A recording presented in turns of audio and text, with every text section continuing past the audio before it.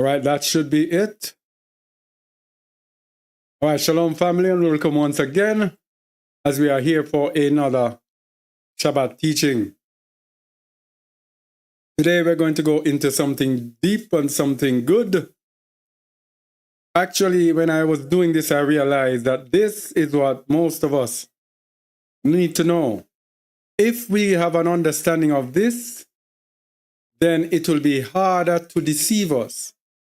It will be harder for religion to deceive us. It will be harder for people to deceive us. And by the way, it will help us to see what is false religion. It will just set us on the right path. So this will be good for someone who is coming in for the first time. But your eyes have to be open and you have to understand that we live in a world of deception. Job 9:24 says the earth has been given into the hand of the wicked. And what is actually happening is that we were in the hand of the wicked who actually deceived us with false religion. You have to come now and understand and open your mind and your heart to receive that which is the truth. All right? So we are looking at the Antichrist, and the title is Why Most of Us May Be Led by the Spirit of Antichrist and Not Know It. When I was finished with this, going on with this, I realized that most of us in this world have been deceived or are being deceived by the Ruach of anti-Mashiach, antichristos, or antichrist. This teaching is probably one of the most important teaching everyone to get. Every time I have a teaching, I say it, but this one, because this one encompasses everything. It takes all the deceptions and wraps them up into one. So it's about the antichristos, antichrist. And let's look at the meaning of Christ first. Now, understand that we don't use the word Christ because it is a false name. But we have to use it because everyone else uses it and they will get the understanding from this word. If we speak solely about Mashiach or Messiah, most people will not understand. Let's bring them. As Shaul says, I'm all things to all men that I may win some. So the meaning of Christos or Christ, Matthew 1 verse 1, the book of the generation of Yahushua HaMashiach, the son of David, the son of Abraham. And that word Christ there is the Greek word Christos, which comes from G5548, which means anointed.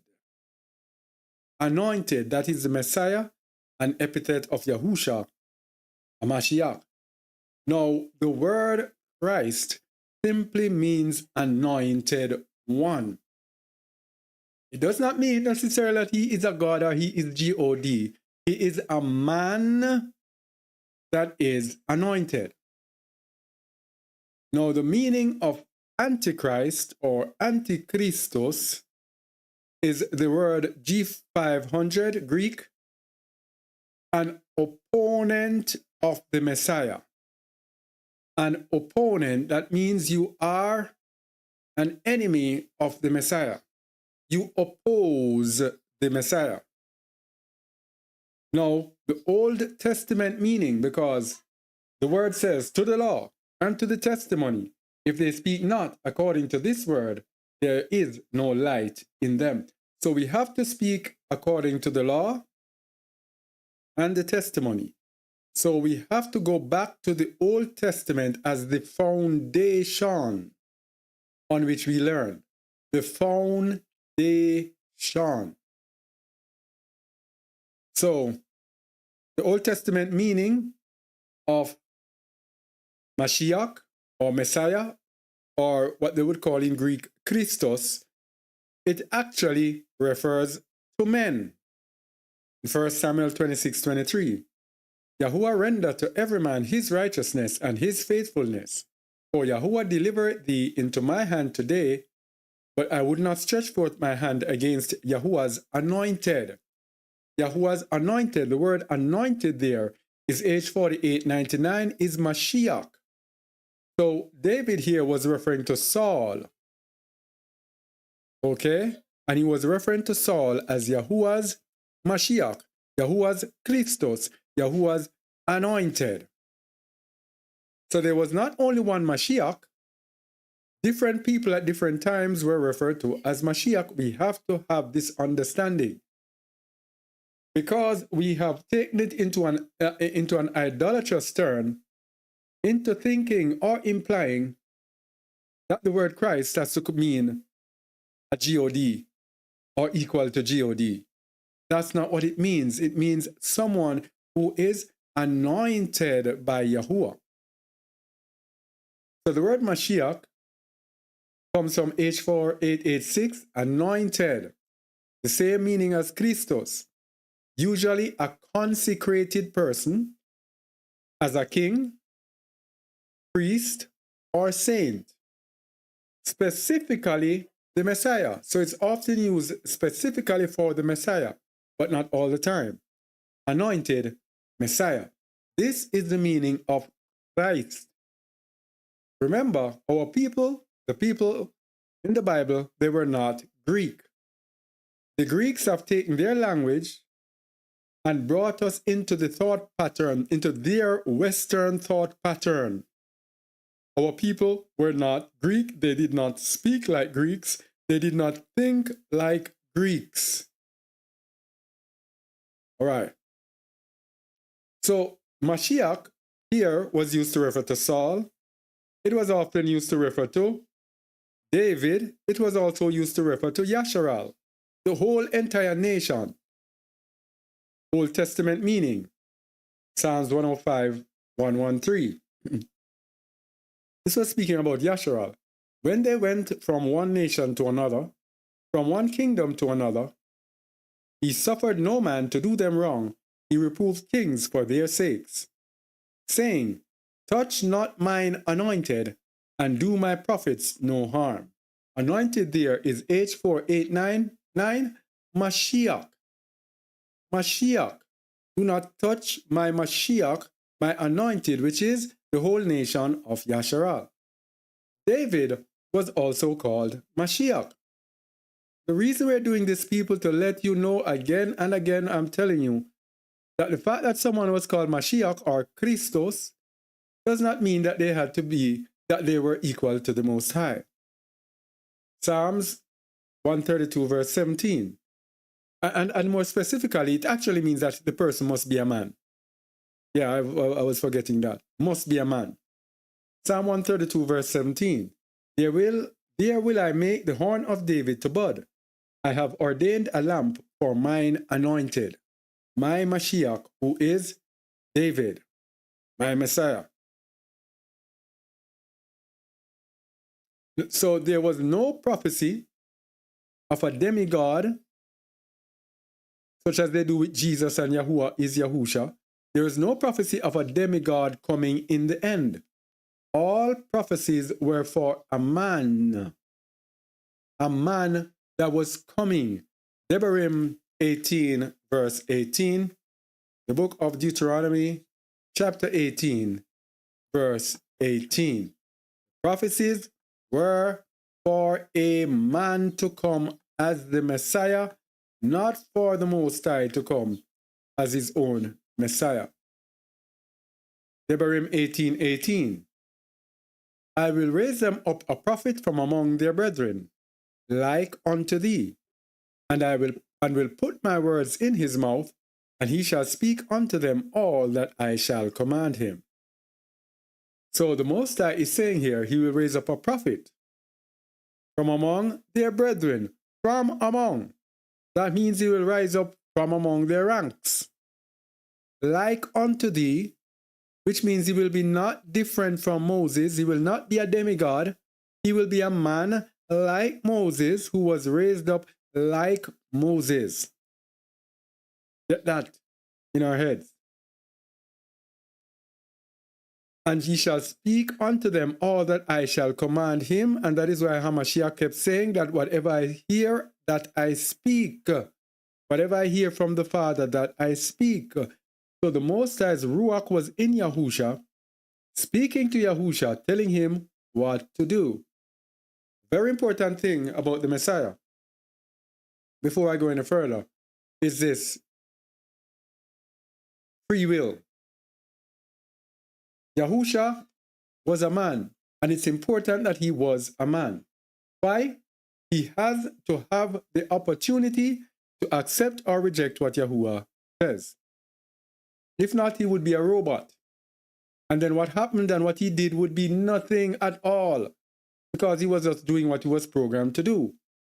The greatness in Hamashiach is his decision to put away himself and serve the Most High, and that is our example. That is why in the end, when he was afraid of dying, like any man, he said, nevertheless, not my will, but thy will be done. He put away his will in order to do the will of the Father, and that is the beauty of Hamashiach. That is why he was a man. He was not programmed. He was not Yahuwah. He was programmed to do this, and he just had to do it. He could opt not to do it. That is why the word says he learned obedience by the things that he suffered. So all the sufferings in his life was to teach him obedience unto death. Anyway, let's go. Deuteronomy 18, verse 19. Please, if you have any questions, please leave them in the chat. We are on YouTube. Every week we go on YouTube and then something happens and we get tripped off. We don't know why. We are trying to get it to you. If we get tripped off, you want to continue listening, then you can come in our Zoom. You can go into our messages. We left more than once, I think, links to our Zoom chat. If it cuts off, you can come in our Zoom with us. You are free. But if it cuts off, we're not going to put it up again. We're not going to try to continue it. All right? Verse 19, and it shall come to pass that whosoever will not hearken unto my words, which he shall speak in my name, I will require it of him. So, our call with Hamashiach is not to worship Hamashiach. It is to obey what Hamashiach said to the inspiration of the Father. So people make it seem as if you don't worship Yahuwah, then you are doomed. There is no such thing I can see in Scripture. You are doomed if you do not believe that he is the son of Aluah. You are doomed if you do not follow him and walking as he walked. Not that you worship him as the Most High. Anyway, we're going to go and Isaiah 11 verses 1 to 5 to show that the Messiah was prophesied to be a man. Isaiah 11 verses 1 to 5. Many of the things that you have been taught in false religion is going to be brought out today. Some of them that you still hold on to. Some of them you will want to hold on for dear life and not want to let them go. But hopefully in the end you'll understand the anti-Messiah spirit. We have a lot to go through. I only hope we can finish everything today because this teaching is so very important. Isaiah 11 verse 1. And there shall come forth a rod out of the stem of Jesse, and a branch shall grow out of his roots. And the Ruach of Yahuwah shall rest upon him, the Ruach of wisdom and understanding, the Ruach of counsel and might, the Ruach of knowledge and of the fear of Yahuwah. And shall make him of quick understanding in the fear of Yahuwah, and he shall not judge after the sight of his eyes, neither reprove after the hearing of his ears. But with righteousness shall he judge the poor, and reprove with equity for the meek of the earth. And he shall smite the earth with the rod of his mouth, and with the breath of his lips shall he slay the wicked. And righteousness shall be the girdle of his loins, and faithfulness the girdle of his reins. So there shall come forth a rod out of the stem of Jesse, and a branch shall grow out of his roots. This is a man, who the Ruach of Yahuwah shall rest upon him. This we got to understand. He was a man with the full measure of the Spirit of the Most High. So,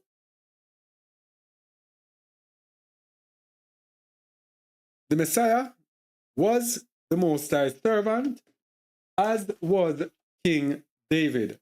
David was the servant of Yahuwah.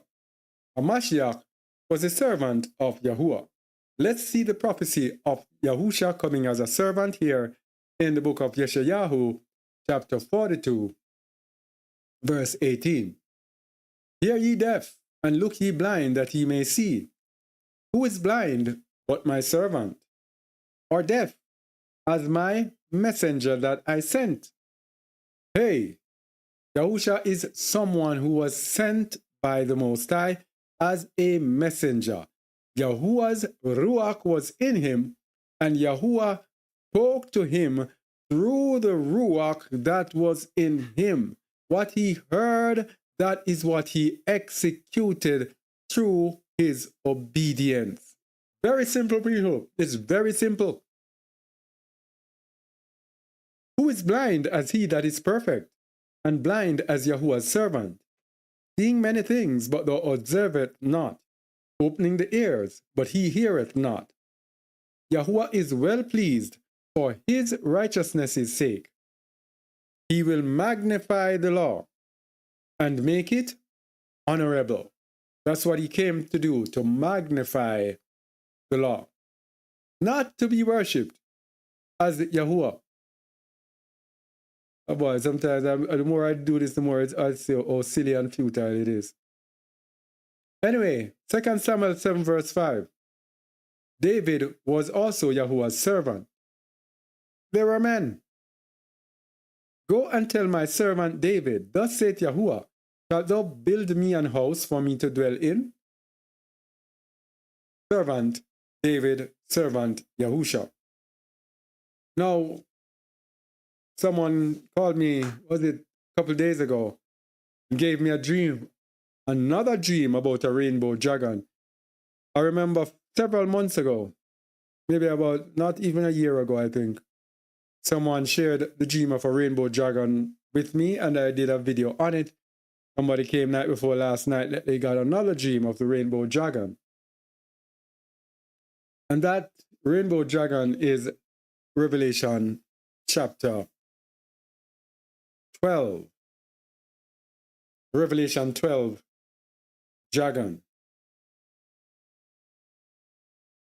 What we are going to do, we just spoke about the anti-Messiah, what the anti-Messiah is, what the Messiah is.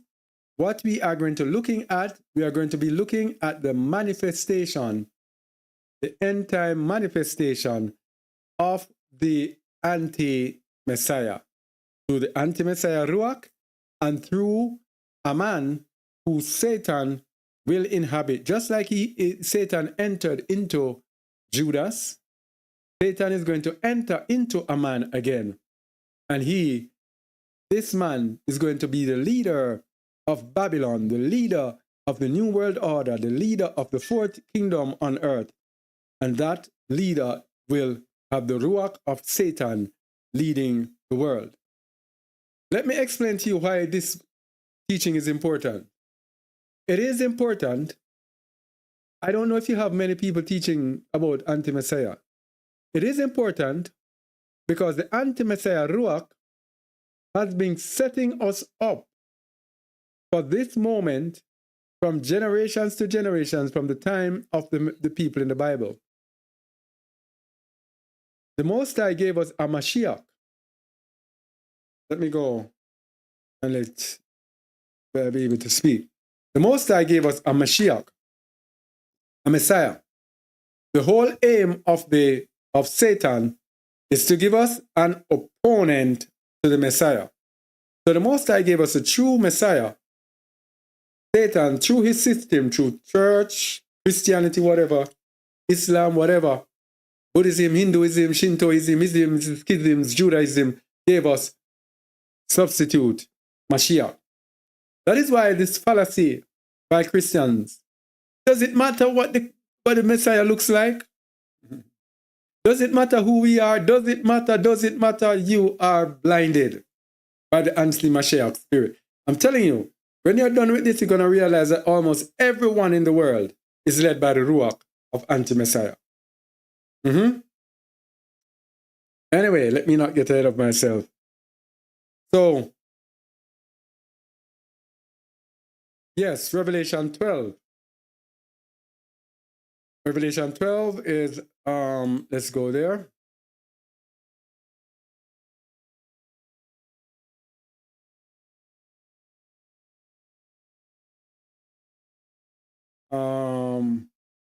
And there appeared a great wonder in Shamaim, a woman clothed with the sun and the moon under her feet, and upon her head a crown of 12 stars.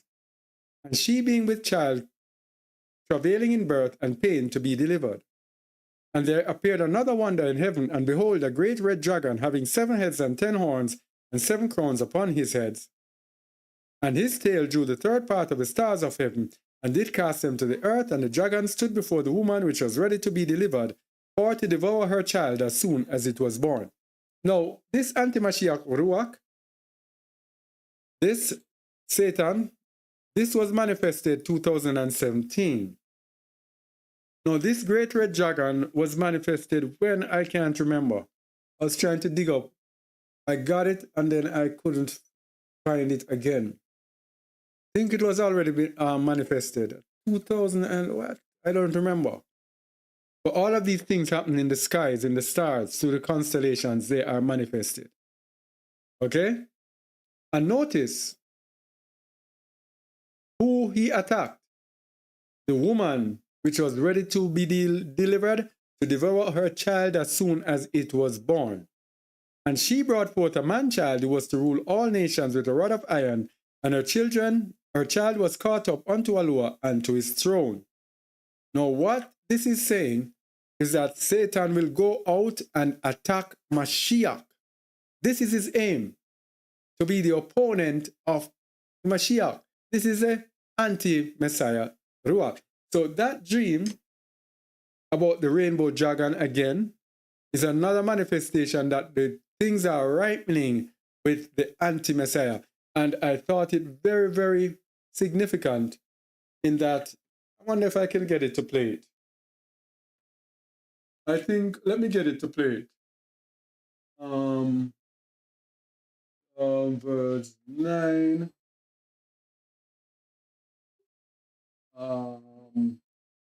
I gotta play it because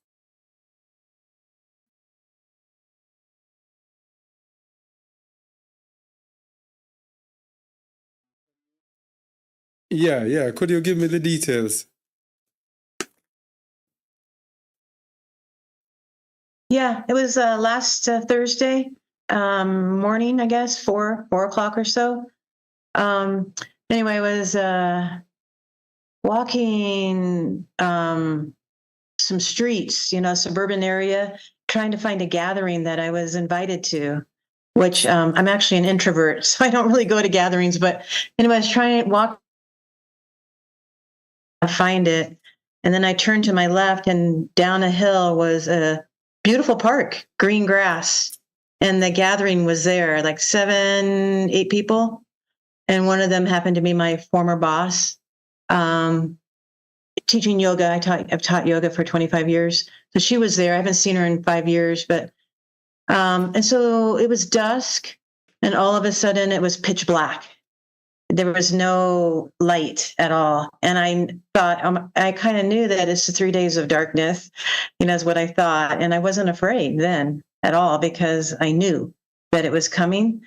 But and then in the sky, it was a thin layer of clouds. I mean, not thick clouds, it was really thin, like a mist of clouds.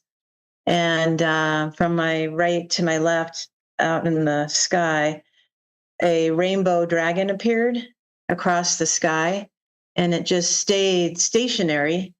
And before that, there were popcorn colors, like lightning clouds that were all rainbow, and we were mesmerized. We thought it was beautiful, and it was jaw-dropping, and we were looking up like, wow, that's gorgeous. And then the rainbow appeared, the rainbow dragon across the sky, and Trina, my former boss, said, "It's a dragon." And I could see it out of my corner of my eye that it was already a dragon. It was strange. I mean, the colors were pretty, but it was very eerie. We all knew that something's not right. It's not right. And then out of the belly, like it's at the side, but out of the side of his belly, came the serpent. It was a tube, and I didn't see the eyes or face. I just saw the shape of the face, and it was hanging down from the sky towards us. We were like little ants by this time. And I woke up. Okay. So some people will hear this and say, hey, sounds like an Edomite.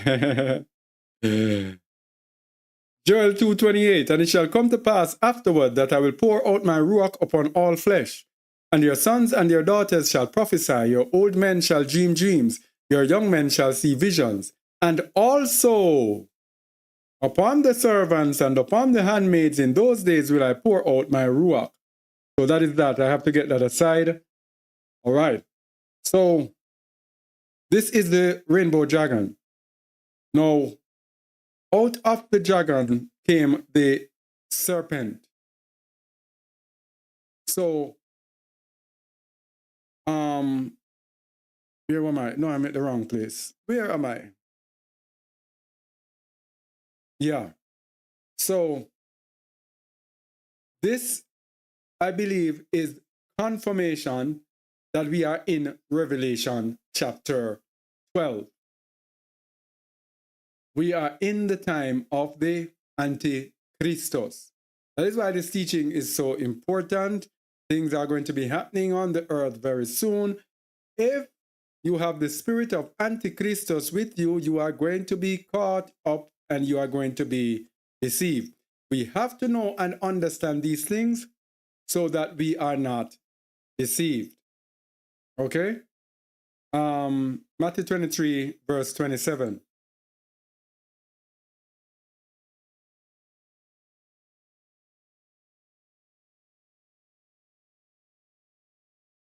Woe unto you, scribes and Pharisees, hypocrites!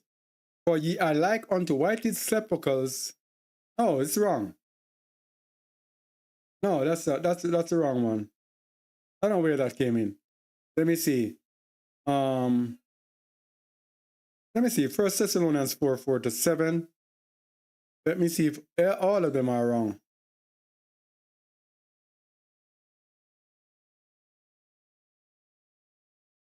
Yeah, all of them are wrong. Yeah, all of those are wrong. Revelation chapter 12 is the correct one. All right. Verse 7 of Revelation 12. And there was war in heaven. Michael and his angels fought against the dragon, and the dragon fought and his angels, and prevailed not, neither was their place found any more in heaven. And the great dragon was cast out, that old serpent called the devil and Satan, which deceiveth the whole world. He was cast out into the earth, and his angels were cast out with him. This is the rainbow dragon in the sky, in the dreams. The dragon, of course, represents Babylon. Verse 10. And I heard a loud voice saying in heaven, Now is come salvation and strength and the kingdom of our Elohim and the power of his Mashiach. For the accuser of our brethren is cast down, which accused them before our Elohim day and night. And they overcame him by the blood of the Lamb and by the word of their testimony, and they loved not their lives unto the death. So when Satan is cast out, celebration, because that is the deliverance of our people. And it is no coincidence that the person asked me, when I did a kind of expose teaching with her, and I showed her what the Bible is about, and about Edom, Yasharal, and what is coming for Edom and what is coming for us. So she said, aren't you worried? I said, no, the only worried I'm worried is about people that I know, family members who will not turn to the Most High. Because this is the deliverance of our people. We have to be excited about the deliverance of our people, even though the Most High is going to come down swinging like a Mike Tyson in his prime, swinging hard. But we have to celebrate. So this is the time of the anti-Messiah. Around this time, they are setting up the fourth kingdom. The fourth kingdom is going to have a leader. Satan is going to enter into a man who will lead this kingdom, and he will do all sorts of crazy madness on this earth that will deceive people and make people worship a man. That is why we are being conditioned to worship men, to worship a man, Yahusha, so that when the anti-Messiah comes with all his powers and lying wonders, we are going to be deceived, thinking that this surely is the Most High. Anyway, so Satan enters into a man. The precedence here is, what's his name? Judas. Luke 22, verse 3. Then entered Satan into Judas, surnamed Iscariot, being of the number of the 12. And he went his way and communed with the chief priests and captains, how he might betray him unto them. So when Satan enters into this man, he will go about to see how he can sway away all of the believers. And they are doing it they've been doing it for 2,000 years, using religion to sway believers away. As long as they get you away, Satan knows. He knows the Most High. He knows what pleases the Most High. He knows what angers the Most High. He knows what will make the Most High reject you. So he will get you to do that which the Most High hates, and he would have won over you. So Satan inhabits a man. We're going to look at how the Bible says the anti-Messiah will be manifested. The end-time king of Babylon. This is the rainbow dragon. This is when Satan comes on the earth. And when Satan inhabits a man, the man who will be leading Babylon, the king of Babylon. Isaiah chapter 14, verses 12 to 22. Only hope you are following.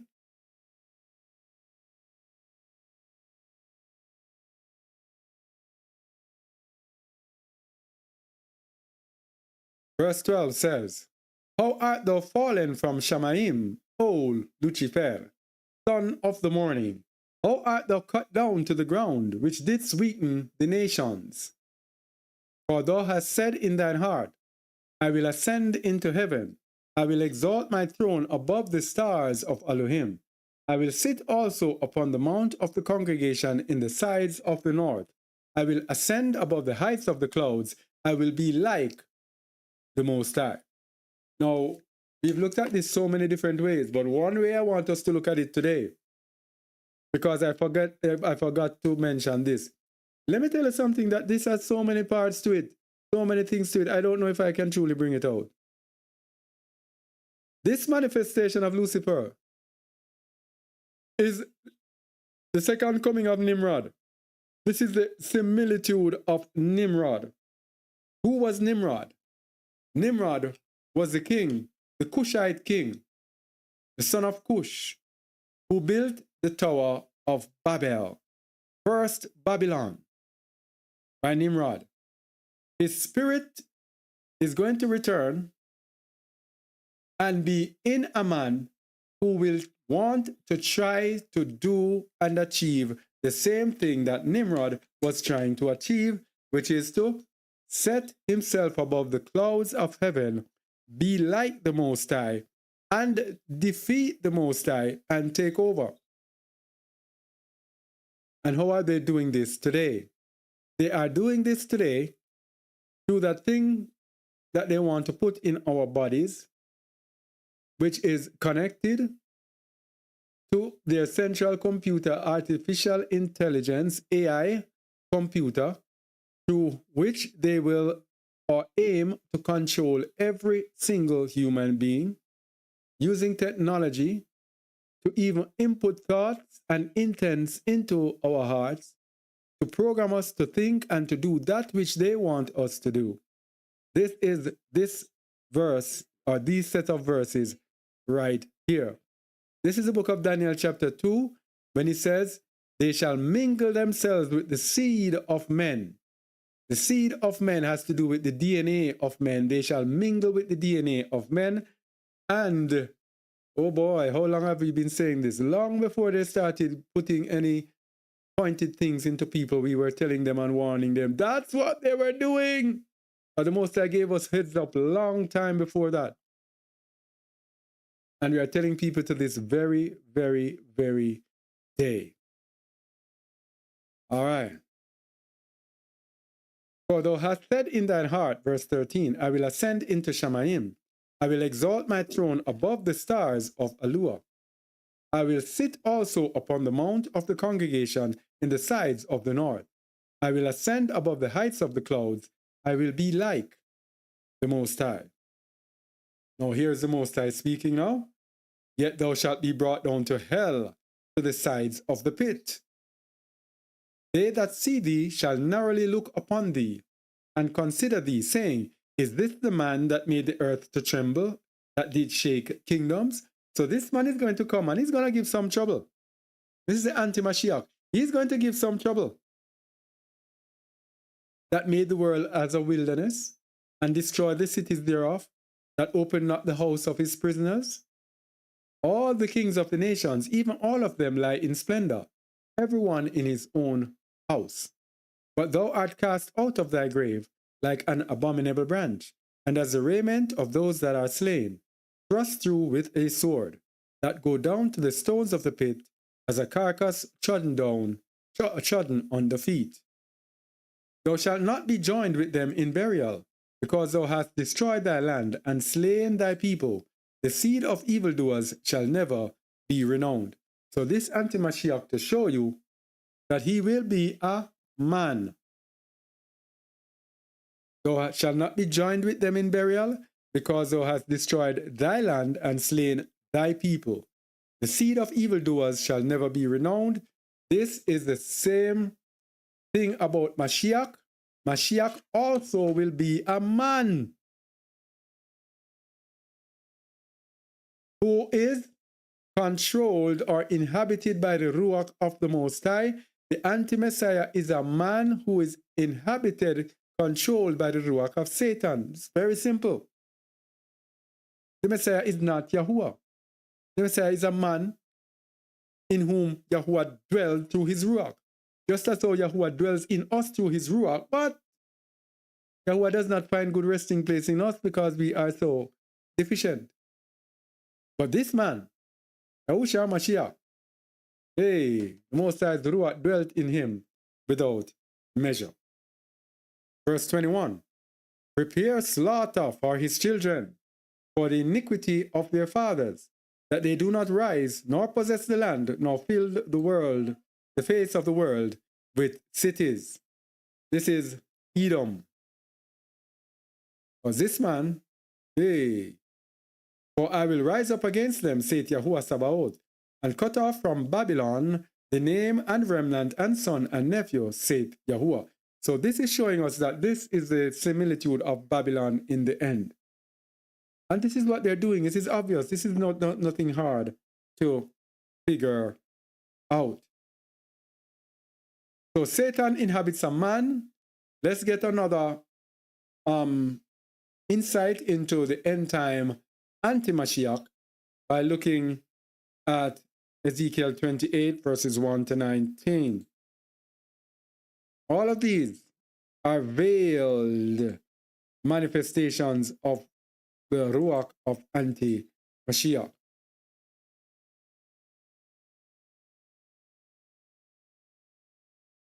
Prophecy against the prince of Tyre.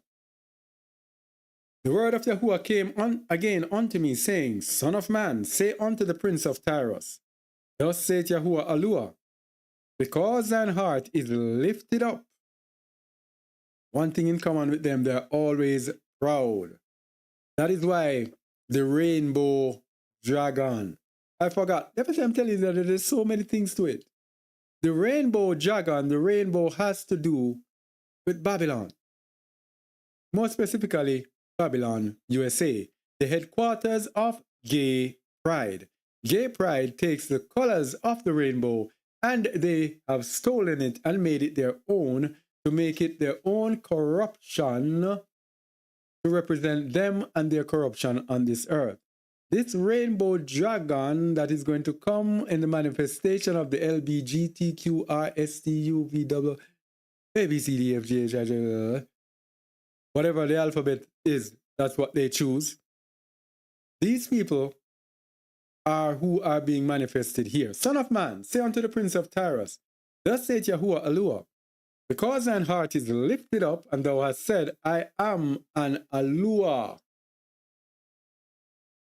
You see, this is the danger. With the Yahusha is Yahuwah. Let's go. Ephesians 4, verse 4. This is what we have to declare, people.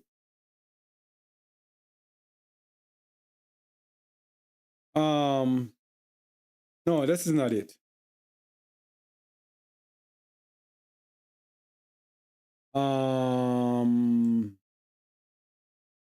Get out of here and let me get my verse. Where is my verse?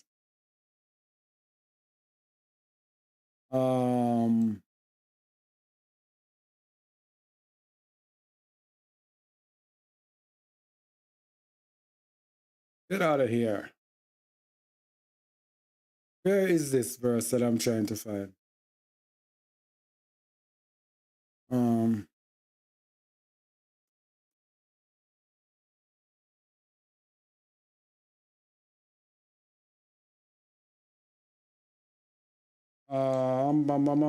Yeah, well, 1 Corinthians 8:6. Why did you take so long to find it? But to us there is but one Alua. One single, in Jamaica we say one single dege. Alua.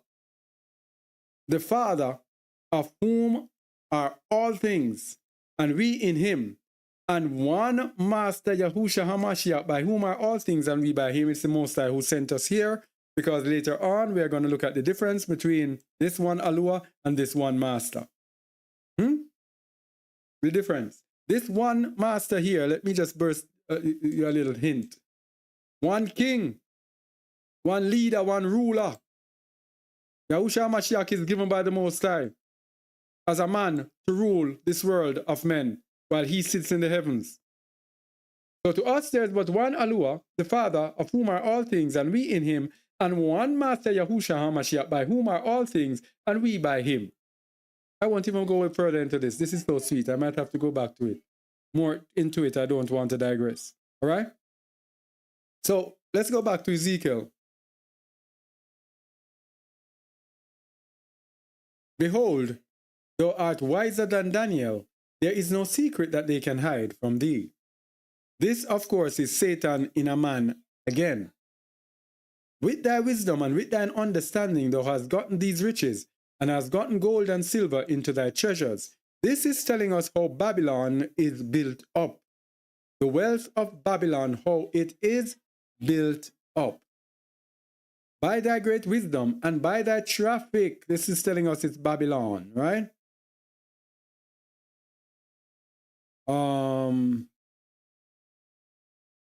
Traffic here is trade, merchandise, peddled. So this is Babylon. Matching up, of course, with Revelation 18. Let me continue. Therefore, thus saith Yahuwah Alua, because thou hast set thine heart as the heart of Alua, there we go again, anti-Mashiach, who is going to stand up and declare that he is Alua. Behold, therefore, I will bring strangers upon thee, the terrible of the nations, and they shall draw their swords against the beauty of thy wisdom, and they shall defile thy brightness.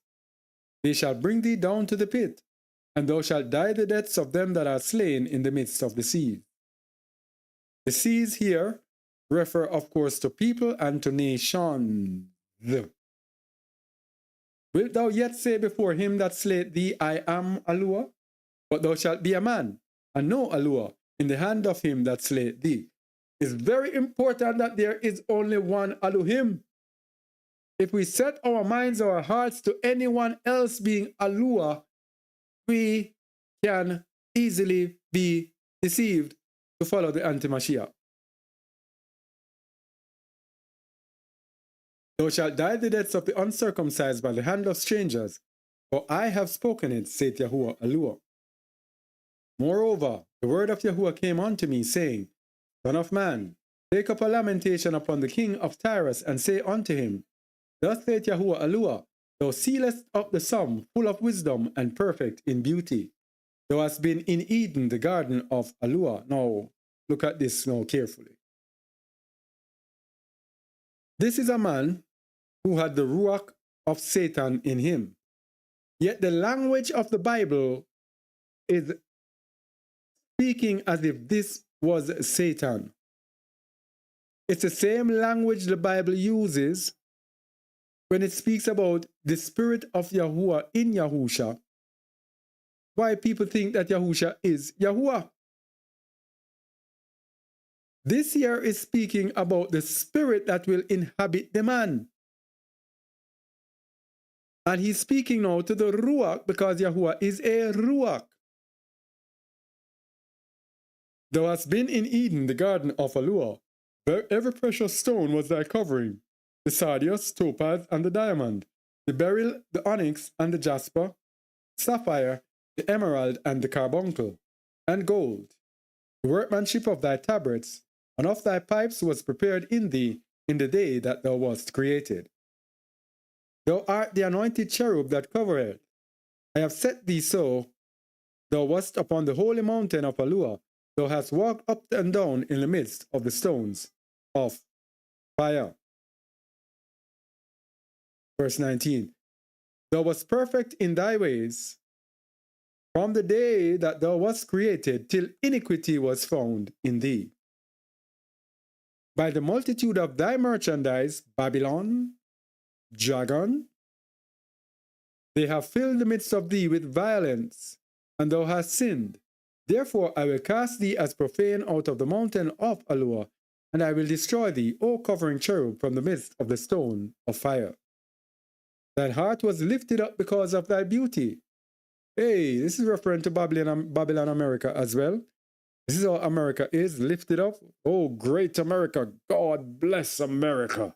Oh, that great country. You're going to get a whipping. Thine heart was lifted up because of thy beauty. Thou hast corrupted thy wisdom by reason of thy brightness. I will cast thee to the ground. I will lay thee before kings, that they may behold thee. Thou hast defiled thy sanctuaries by the multitude of thine iniquities, by the iniquity of thy traffic, merchandising. Therefore will I bring forth a fire from the midst of thee, it shall devour thee, and I will bring thee to ashes upon the earth in the sight of all them that behold thee. All they that know thee among the people shall be astonished at thee. Thou shalt be a terror, and never shalt thou be any more. This again, Revelation chapter 18, Jeremiah chapter 50, Jeremiah 51, Isaiah chapter 9, I think, Isaiah 47, I think, all of these synonymous with one another. So Satan is going to inhabit a man. Now this man will be the leader of the fourth kingdom that will be upon this earth. And let's do it again. We've done it last week, I think the week before, Daniel 7 verses 19 to 28. What is this? What this thing is?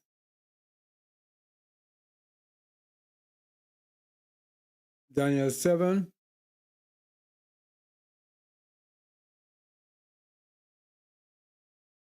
Oh, the place is getting too hot.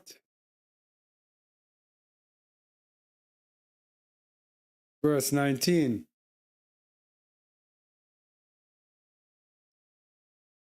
Then I would know the truth of the fourth beast, which was diverse from all the others, exceeding dreadful, whose teeth were of iron and his nails of brass, which devoured, brake in pieces, and stamped the residue with his feet. Now this beast, fourth beast, is a kingdom, the fourth kingdom that is upon this earth, that they are actually in the process right now of developing. All right. Now, this kingdom is going to be developed through trouble, because this is how these people operate. They create problems and then they come up with the solution. So a time of trouble is coming upon this earth. By the way, I dreamt about that not too long ago before starting this thing. Time of trouble is coming upon the earth, and they are going to take over the world through this time of trouble. Now, this will be a kingdom, but the real beast, the anti-Messiah, will be the one that will be leading this kingdom. This is the one that is talking about a horn, a little horn that came up. A little horn is a little power. Horn is power that came up. And of the 10 horns that were in his head, and of the other which came up, and before whom 3 fell, so the other that came up, this is the anti-Messiah. Even of that horn that had eyes, anti-Messiah, and a mouth that spake very great things, anti-Messiah, whose look was more stout than his fellows. Remember, Satan has been preparing us for this anti-Messiah for ages. I beheld, and the same horn made war with the saints and prevailed against them. This is very important. The saints are going to be his target. The Most High is going to allow the saints to be overcome by them. That is why he says a remnant shall be saved. The things that we are telling you, people, are the things that ensure that you can be a righteous remnant that is left, that the anti-Messiah cannot overcome, cannot prevail over. Okay? I beheld, and the same horn made war with the saints and prevailed against them. So you can stay there and think, oh, we'll overcome. It's not so easy. Until the Ancient of the Days came, and judgment was given to the saints of the Most High, to the righteous remnant, those who overcame. He that endureth to the end shall be saved. All right? And the time came that the saints possessed the kingdom. Thus he said, the fourth beast shall be the fourth kingdom upon the earth. New world order, one world government, that's it. Which shall be diverse from all kingdoms, unique from every other kingdom, different from every other kingdom, and shall devour the whole earth by every single kingdom, nation on the earth is a part of this beast system, and shall tread it down and break it in pieces. So they shall devour the whole earth. Every nation shall be part of it, but they are going to divide up the world in order to rule it. And the 10 horns out of this kingdom are 10 kings that shall arise, and another shall arise after them. And he shall be diverse from the first, and he shall subdue 3 kings. This is the anti-Mashiach. And he shall speak great words against the Most High, and shall wear out the saints of the Most High, and think to change times and laws. We're going to look back at this a little later on. This is the work of the anti-Mashiach, the changing of times and laws.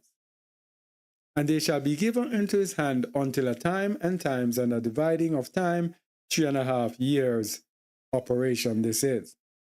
But the judgment shall sit, and they shall take away his dominion, to consume and to destroy it unto the end. And the kingdom and dominion and the greatness of the kingdom under the whole heaven shall be given to the people of the saints of the Most High, whose kingdom is an everlasting kingdom, and all dominions shall serve and obey him. So Hamashiach is going to lead the world after getting rid of the anti-Mashiach. Hitherto is the end of the matter. As for me, Daniel, my cogitations much troubled me, and my countenance changed in me, but I kept the matter in my heart. So we see the anti-Mashiach, but there are many anti-Mashiach today, many antichrists today. 1 John 2:18. Little children, it is the last time. And as ye have heard that Antichristos, Antichrist, Anti-Mashiach shall come, even now are there many anti-Messiah, many anti-Mashiachim, whereby ye know that it is the last time. People, there are many that's why we said at the beginning, most people are led by the Ruach. When you look into the different things that the anti-Messiah brings on this earth, coming up, please don't leave, you will see that almost everyone needs to make some adjustment. Satan has deceived the whole world. So there is nothing new under the sun. Just like back in John's days, there were many antichrists. So today, there are many antichrists today. So, as I said earlier, they have been preparing us for the antichrist system for years. From in the time of John, when he's speaking here and saying that it is the last time and there are many anti-Messiah. From those days, Satan has been preparing us for the anti-Messiah. Preparing us for the Antichrist, Satan wants us to reject the true Messiah. This is his aim. And they have been doing it forever since. 1 Maccabees 3 verse 46 says, Wherefore the Yasharalim, or the Israelites, assembled themselves together and came to Mashpah over against Jerusalem. For in Mashpah was a place where they prayed aforetime in Yasharal, which again tells us that there can be places where we pray, where the Most High really, really honors our prayers in certain places. Then they fasted that day and put on sackcloth and cast ashes upon their heads and rent their clothes and laid open the book of the law, wherein the heathen had sought to paint the likeness of their images. The heathen have sought to paint the likeness of their images in the Torah, in the Bible. That is why when they got control of the scriptures and we were in captivity, they took the scriptures and gave us a blonde hair, blue-eyed white man out of the scriptures, because they have been seeking from ever since to paint their likeness in the book. Now they have the power, now they have the chance, they paint the likeness of white Jesus. Very important that we understand that what the Messiah looks like is absolutely important. Every single truth is important, because Hamashiach, the Most High told us through Hamashiach in the book of Revelation, through John, that I missed my train of thought. So the Messiah is going to be very important. He told us the color of the Messiah in Revelation 1, verse 14 to 15. Yes? And he also told us in the book of Revelation that anyone who loves or makes a lie cannot enter into the kingdom. All right? So we have to love every single truth. So the anti-Mashiach will give us little truths and then we say, oh, it doesn't matter. Let me just take the lie. Why does it matter what color the Messiah is? No, we are telling you that these people told a lie. That the Messiah, we're showing you Revelation 1, 14 to 15, that the Messiah is really a black man. And we're showing you other scriptures that he is black. And you are telling us, as if we are the culprits, as if we are the wicked ones, as if we are evil, for pointing out the truth to you. You have been deceived by the Ruach of anti-Mashiach. If you see a truth and you are rejecting a truth and accepting a lie, the Bible tells us that you're headed for the lake of fire. And I won't even go in there to prove it to you. Revelation 21 verse 8. Revelation 22 verses 14 to 15. Okay? Every single truth is important. So they gave us Christianity with the false image of the Messiah. Now we have embedded in our mind this white man. Whenever we think about the Messiah, we're thinking about this white man. Even when we come out of the way. Very hard to let go of. Because it says in Ezekiel 4, I think verse 14, it tells us about Son of Man. These men have set up their idols in their hearts and put the stumbling block of their iniquity before their face. That's what they did to us. Created this idol in our heart to let us focus on this false image of this white Jesus. Spirit of anti-Messiah. So you cannot focus on the true Messiah because the color of the Messiah is important because it tells you the color of Judah. It tells you the color of his people. It tells you the color of the people who he's coming back for. It shows you who the children of Israel are, what they look like, and that they do not look like those people over there in the place called Israel. Anyway, if you don't know or understand this, boy, you gotta, or else we're going to be in trouble.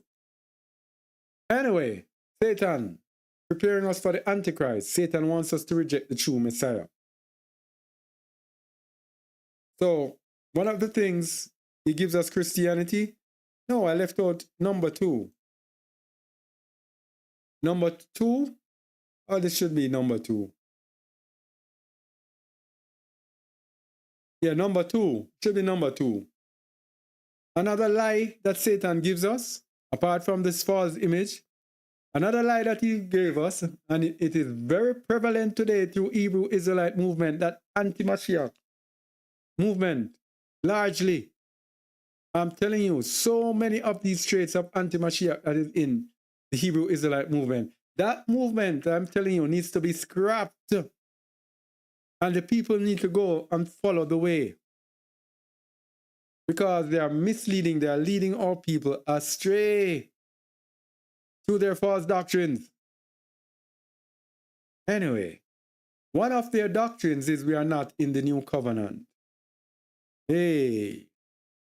And this is nothing new. In Philippians chapter 3, verse 17,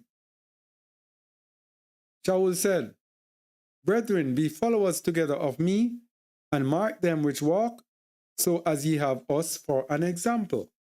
You have us for an example, not them. Don't allow them. You see, not everybody is called to teach, not everybody is called to lead. Because the Most High leads through humble people like Hamashiach, who are willing to give up everything and to suffer to do the will of the Most High. The proud person, a boastful person, a person who does whatever he wants or she wants to do, cannot lead the people of the Most High. He wants to do because the men are the leaders. So that's what Shaul was saying. Say, mark us and follow us. For many walk, of whom I have told you often, and now tell you, even weeping, that they are the enemies of the stake of a Mashiach. That's what I'm trying to say. Many of the people in the Hebrew Israelite movement, we know Christianity already. We know Christianity is the anti-Mashiach religion. But we are talking about the Hebrew Israelite movement because these are our brothers who are awakening. But they are awakening to Christianity 2.0, to religion again. And being misled and misleading others again, the blind leading the blind. Yeah. They are the enemies of the stake of a Mashiach, whose end is destruction, whose allure is their belly, and whose splendor is in their shame, who mind earthly things. This is them. Earthly things. The focus is not on change, on transformation. The focus is on super chat donation, PayPal donation, Cash App.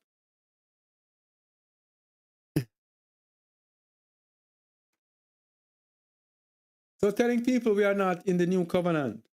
And we did a video on that on Just a Word Shorts. Don't want to redo anything here, really. You can go and check it out. It's called The New Covenant what is it called? The New Covenant and the Spirit of Anti-Messiah. Something like that. Yeah. One of the recent ones. Please check it out. Because they are making a grave error, saying that we are not in the New Covenant. And then not in the New Covenant is anti-Messiah. Because let me tell you what it is doing. Let me go back and show you. Let me tell you what this is doing. By saying that we are not in the New Covenant, it is treading on the blood of a Mashiach. The Bible tells us that he is the mediator of the New Testament. And we are saying, no, you're not the mediator. And in the book of Hebrews, it says, by the means of death. You're saying, no, your death cannot bring us in the New Covenant. Yahuwah has to come and zap us in. Anti-Messiah. Opposing the Messiah. Opposing what the Messiah, totally what the Messiah did. The spirit of anti-Messiah. Any one of those camps that say we're not in the New Covenant, they are error. Anyway, where was I? All right, so another manifestation of this anti-Messiah spirit is, of course, Old Testament only. Because Old Testament might say, Mashiach has not come as yet. The Messiah that they speak about in the Bible, that is fiction, that is pagan, that is, they wrote it, it's not real. Things in the Bible that we take as manifestations of Yahusha, of prophecies, they say, no, that is for Israel. We were speaking about Israel. So, for example, earlier we were talking about Mashiach referred to Israel and it referred to David. They would say, you see, this is who it referred to, David and Israel. It's not referring to anyone who came in the New Testament. But they are deceivers. 2 John 1:7, for many deceivers are entered into the world who confess not that Yahushua HaMashiach is come in the flesh. This is a deceiver and an antichrist. And again, for the umpteenth time, we are going to eventually look at what it means that Yahusha came in the flesh. So this is their Old Testament only anti-Messiah. If you are Old Testament only, you are anti-Mashiach. Another manifestation is the changing of times and laws through the lunar Sabbath. If the anti-Messiah can get you to go against the Most High and against his Messiah, you would have won. In Daniel 7:25, it says, and he shall speak great words against the Most High, this is the anti-Messiah, and shall wear out the saints of the Most High, and think to change times and laws. And they shall be given into his hand unto a time and times and the dividing of time. So the saints will be in his hands for 3.5 years. So he will think to change times and laws. The changing of times and laws is always done by this anti-Messiah organization led by the Roman Catholics, Christianity led by the Roman Catholics. What they did in the early 1st century to 3rd century, our people kept the Sabbath. The Sabbath was known all over because our people were scattered in all the nations. And they kept the Shabbat. What this anti-Messiah Ruach of Roman Catholics did is that they said they have the right to change the Sabbath to Sunday. So they changed it from the 7th day, which was what they call today Sabbath. It's on a continuous cycle, people. Never stops, because the Most High ordained it from the beginning. And, by the way, in the book of the Nazarene, it tells us that our people could not agree on the date of their feast. It also told us implicitly that they kept 2 different calendars. Hamashiach's date was different from the date of many of them. But one thing they agreed on was the Sabbath. There was not and never any disparity as to which day was the Sabbath, because the Sabbath was continuous. So when Yahusha had the run-ins with the Pharisees about the Sabbaths, like in Matthew 12, there was no conflict as to what day it was. The Sabbath was always kept. It was the other days, the feast days, that were in disrepute. Okay? So they changed at that time the Sabbath from Saturday to Sunday. Now that we are awakening, our people are turning back from the Sunday and going to the Sabbath. What did the anti-Messiah Ruach say? No, we cannot have that. You have to be deceived. You cannot keep Yahuwah's day. I can't allow you to keep Yahuwah's day. So what did they do? Came with the lunar Sabbath. Floating the Sabbath all over the place. Sometimes it's a Monday, sometimes a Tuesday, sometimes a Wednesday, sometimes a Thursday, sometimes a Friday, sometimes a Saturday, sometimes a Sunday, sometimes a Monday. Floating the lunar Sabbath all over.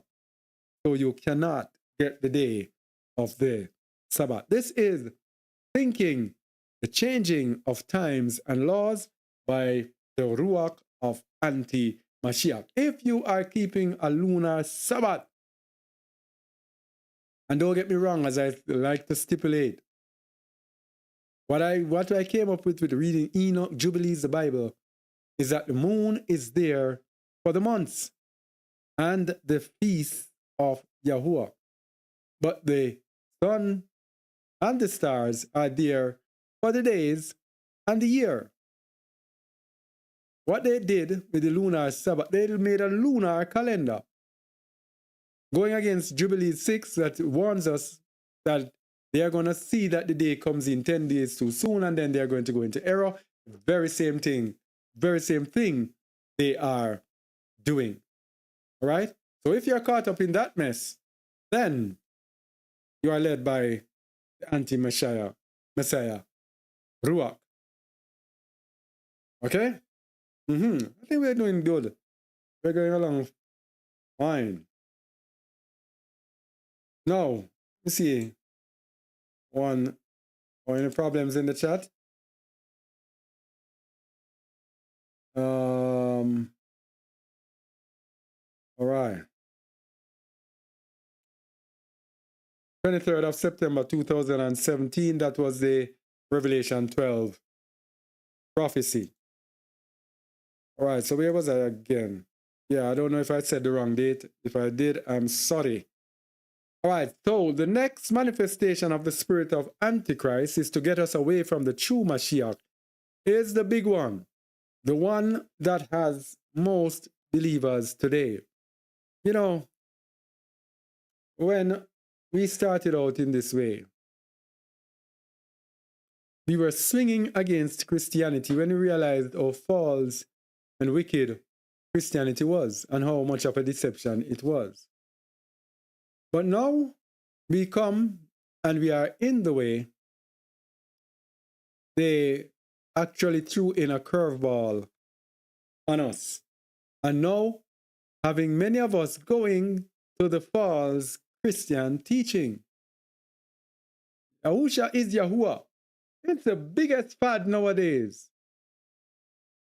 Because there was a verse that says, no man can say Yahusha is the master except through Ruach HaKadosh, or Yahusha is the king except through Ruach HaKadosh.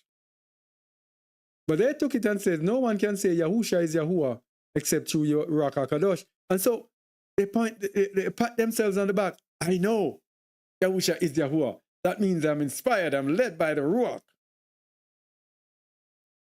Boy, oh boy. Boy, oh girl. As Check would say. That's a fallacy. No man can say Yahusha is master except through Ruach HaKadosh. He's a leader. He's a king. He's our king. So this Yahusha is Yahuwah. This verse here totally destroys it. Hereby know ye the Ruach of Aluah. Every Ruach that confesseth that Yahusha HaMashiach is come in the flesh is of Aluah. This in the flesh here. You must be tired of me looking at it. It is so important. It is actually saying, if you believe that Yahusha came as a man, then you are of Yahuwah. And every Ruach that confesseth not that Yahusha HaMashiach is come in the flesh is not of Yahuwah. So if you confess that he came as a God or a demigod, or is equal to you, or Yahusha is Yahuwah, this is you right here in verse 3. This is me in verse 2. This is you in verse 3 if you do not confess that he came as a man. Coming up.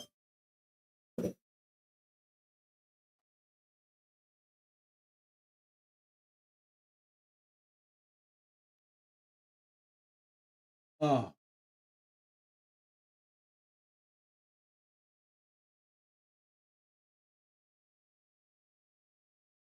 All right, sorry about that. It was an alarm. All right. Yeah. And this is that Ruach of anti-Messiah, whereof ye have heard that it should come, and even now already is it in the world. So the Ruach of anti-Messiah is going to have you saying, thinking, declaring that Yahusha is Yahuwah. People, this is it right here. Argument is ended if you understand what flesh means. Now here's one that will catch a whole lot of people. Preparing us for the anti-Messiah, the virgin birth. This one is a tickler for a lot of people because they put it there in the Bible. But they told us in, is it Jeremiah 8:8 or 16:16, one of them, about the lying pen of the scribes making it into a lie. There are several places that I can show you errors. One of the places in Isaiah 9 verse 6, when they said the government shall be upon his shoulder. That's an error and a deliberate error. When you look and understand the error, you know it must be deliberate by the scribes. They switched it around to make it sound as if it is speaking about the Messiah. But it is actually speaking about Yahuwah declaring the Messiah as the Prince of Peace. So the mighty Alua, the everything is referring to Yahuwah. Another way they put the lies again in the scriptures is the Joannium. 1 John 5 verse 7. There are three that bear record and these three are one. This was actually not in the original manuscripts. It was input in there. And there are more. Yes? What they did with the virgin birth, and we're going to show you why they did it, because the people who gave us the Bible, it's called the Christian Bible. It's not the Hebrew Bible, it's the Christian Bible. It was there to support a religion. And the people who followed these religions are people who followed all of these abominable pagan practices. So when they translated it, for example, if you look at all the last books and everything, every time they translate it, they translate in the cross. Everything the cross. And they tell you, oh, the cross is good. It's the upside down cross that is bad. No, all the crosses are pagan symbols. Going right back to the Ankh, fertility symbol in Egypt. And a whole lot of different things to it. But let's look at what they did with the virgin birth. And we're going to show you, and you're going to understand why they did it, where it is coming from, and all of that. Isaiah 7 verse 10. This is where they took it from. Moreover, Yahuwah spake again unto Ahaz, saying, Ahaz was the king, right? Ask thee a sign of Yahuwah thy Elohim. Ask it either in the depth or in the height above. But Ahaz said, I will not ask, neither will I tempt Yahuwah. And he said, Hear ye now, O house of David, is it a small thing for you to weary men? But will you weary my Elohim also? Therefore, Yahuwah himself shall give you a sign. Behold, a virgin shall conceive, and bear a son, and shall call his name Emmanuel.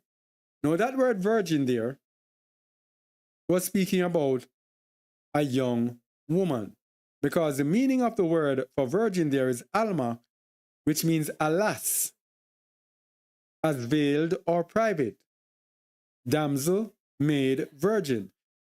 There are two meanings of virgin. This one, alma, refers more specifically to a young woman of marriageable age, a lass.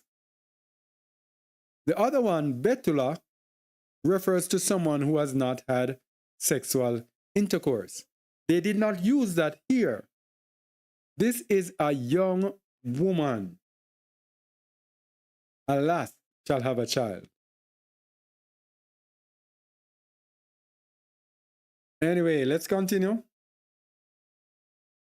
So let's look at the meaning for virgin, one that has not had sexual intercourse. It's used in Jeremiah 31:13. Then shall the virgin rejoice in the dance. That word virgin there is the Hebrew word betula, meaning to separate a virgin from her privacy. This is one who has not had a mate. Sometimes by continuation, a bride, also figuratively a city or a state, made virgin. Now, even when you look in the Blue Letter Bible, which you won't look at that, probably you can do it. You will see the many different things to see that it means someone who has not had sexual intercourse. It could be a man or a woman who has not had sexual intercourse. So the New Testament rendering of virgin, though, Matthew 1:23, behold, a virgin shall be with child and shall bring forth a son. So it was quoting Isaiah chapter 14. The meaning of it is the Greek word parthenos, of unknown origin, a maiden, by implication an unmarried daughter, virgin. So the meaning of parthenos, if we go into the Blue Letter Bible, what is it? Parthenos,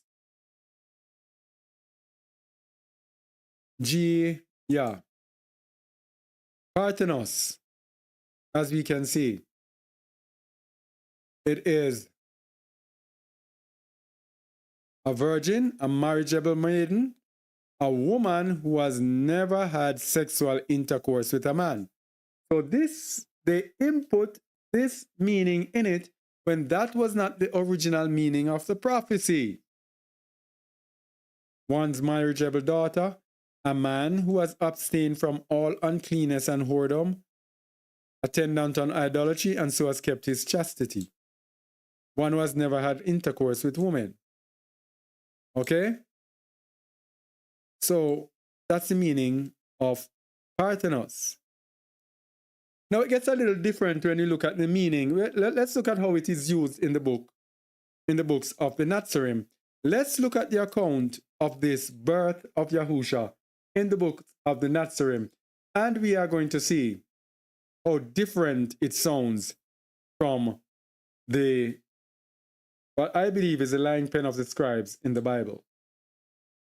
Meaning of parthenos. The account in the books of Nazarene, sorry. Listen to the words very carefully. The birth of Yahusha the Nazarite, who became our master. This is what I'm saying. Yahusha is, Yahuwah means Yahusha is master. Our master. He is not Yahuwah. It's our master, our king, our leader. The birth of Yahusha the Nazarite, who became our master and interpreter of Elohim and the Torah, a worthy vessel for the greatest manifestation of the power of Ruach HaKadosh seen on earth, occurred in this manner. So this is where Yahusha is different from men. He manifested Ruach HaKadosh more powerfully than any other man that ever lived. This is his distinction. Not that he was Yahuwah. About the time Yochanan the forerunner commenced teaching the way of the wilderness beside Jordan in the year before Herod died, when Augustus Caesar ruled the Roman world, a babe was born. Listen to the wording. The father was Joseph. Who was the father? The father was Joseph. The Christian Bible took it and twisted it with their virgin birth thingy. I'm going to tell you why they did it. And when you understand why, you probably understand more of what I'm saying. Just stay with us. The father was Joseph, son of Heli, a carpenter of Galilee. And the mother, Miriam, his wife, who had been a virgin pledged to Yahuwah, who had been a young maiden pledged to Yahuwah, and the temple by her father Shimon, son of Joachim, son of Nathan, son of Eleazar. So when she was young, she was pledged in the temple, and she grew up in the temple as a young girl. I think she was there 14 years old. She was there in the temple. A decree had gone out that all who claimed kinship within the house of David should be gathered for enrollment at the city of David called Bethlehem in Galilee. Therefore, Joseph, being rightly born into the stock of David, took the scroll of his parentage and went to Bethlehem, so his kinship be established. Now Miriam, being then heavy with child, longed in her heart to be among her kinsmen, and she prevailed unto Joseph to take her, for Bethlehem was only a day's journey from them.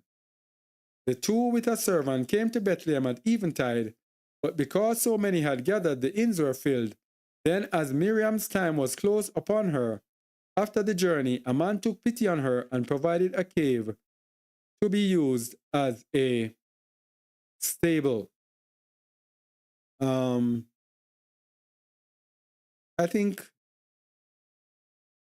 that I'm trying to see if we have enough. Let me see if we have enough or it's more to it. All right, let me read it. That night Miriam's labors came upon her, and she suffered the pangs of childbirth and cried out in pain. Nearby some shepherds were tending sheep, for in the midst of so many strangers these needed protection, and hearing her cry went to help. They provided a shepherd's basket which was filled with straw and placed it in the manger, and the newborn babe was wrapped in the clothes bought for him. After 8 days had elapsed, the child was named Yeshua, meaning one who delivers. For an angel of Yahuwah had appeared to Joseph in a dream, saying, That which lies within Miriam your wife is filled with the power of Ruach HaKodesh and will respond to the hopes of men. What did the Christian Bible say? That which is in her is of Ruach HaKodesh, implying that Ruach HaKodesh impregnated the woman.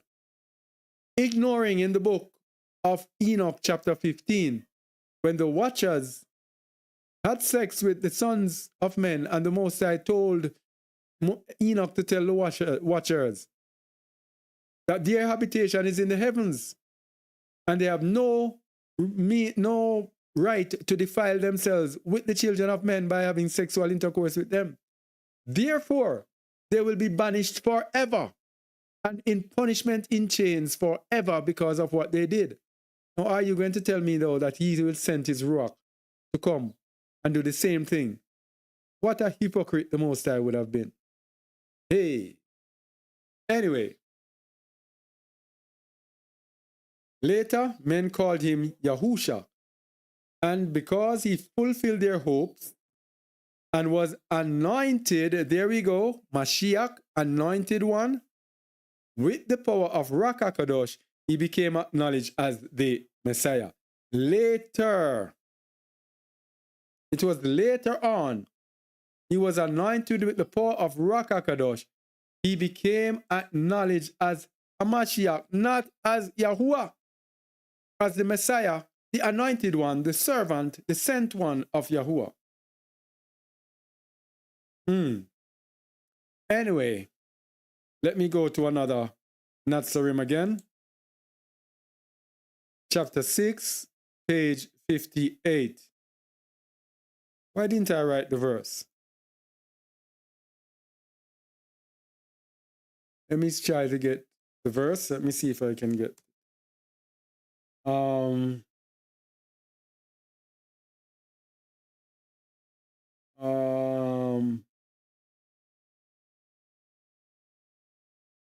right. Chapter 6, verse 1. Before going out among the people to declare himself, Yahusha returned to Gennesaret, the town of his upbringing, accompanied by his disciples. He went first to the place where his mother was staying, and though she greeted him warmly because she loved her eldest son, Miriam did not fully understand Yahusha.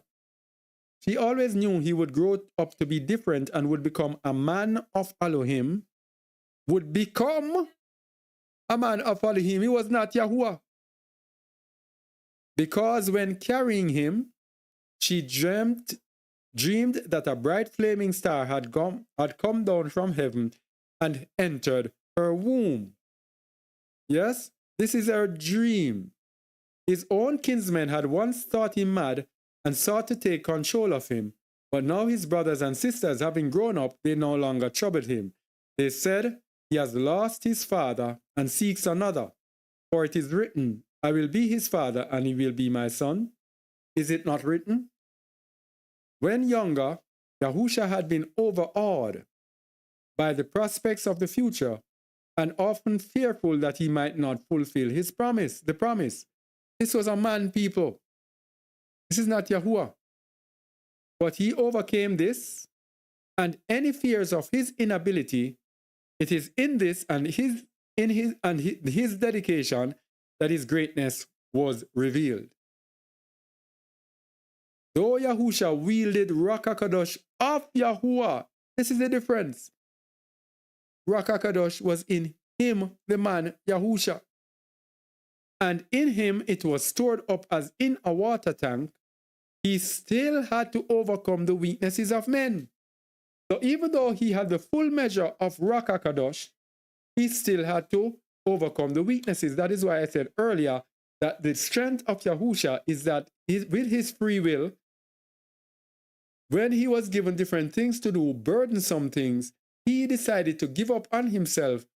Nevertheless, not my will, but thy will be done, and to do Yahuwah's will. He still had to overcome the weaknesses of men, for without so doing, his greatness could not be made manifest.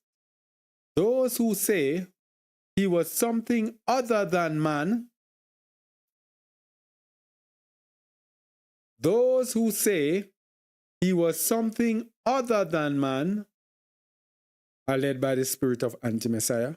Those who say he was something other than man detract from his greatness. For then the things he had to do would have been easier to accomplish. If he was a demigod, it would be easy for him to do the things. So you are undermining him, saying Yahusha is Yahuwah. You are disrespecting him, this work that the man did as a man, toiled, ignored everything, gave up everything, gave up his right to enjoy this life and the things of this life and to be, he said his kingdom is not of this world. He rejected this world. And then you are telling him that you are God, you are Yahuwah. That's why you did it. And that is slapping Yahusha in the face.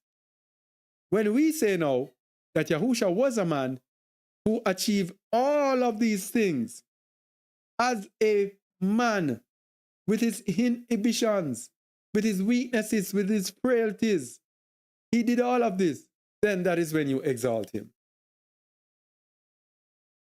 Those who say he was something other than man detract from his greatness, for then the things he had to do would have been easier to accomplish. Perhaps they cannot comprehend the heights to which men can rise when inspired by Yahuwah, the Father of all men. So what he's saying is that we too can accomplish all this. That is why he's the firstborn among many brethren. That is why in the book of 1 John it says, "Brethren, now are we the sons of Aluah." Just as he is the son of Alua, we too will be. He's actually saying that we are. Yeah? Hey. So, the virgin birth. Where did it come from? Nimrod. The same spirit of Nimrod that is going to come back and inhabit a man to set his throne above the stars of heaven. This is where the virgin birth came from. Let me tell you something. The whole world follows this virgin birth. Almost all the religions of this world follow this religion of Nimrod, Semiramis, and Tammuz. Let's go to Jeremiah 44 verses 13 to 19 to see it in the Bible. It's nothing new. There's nothing new under the sun.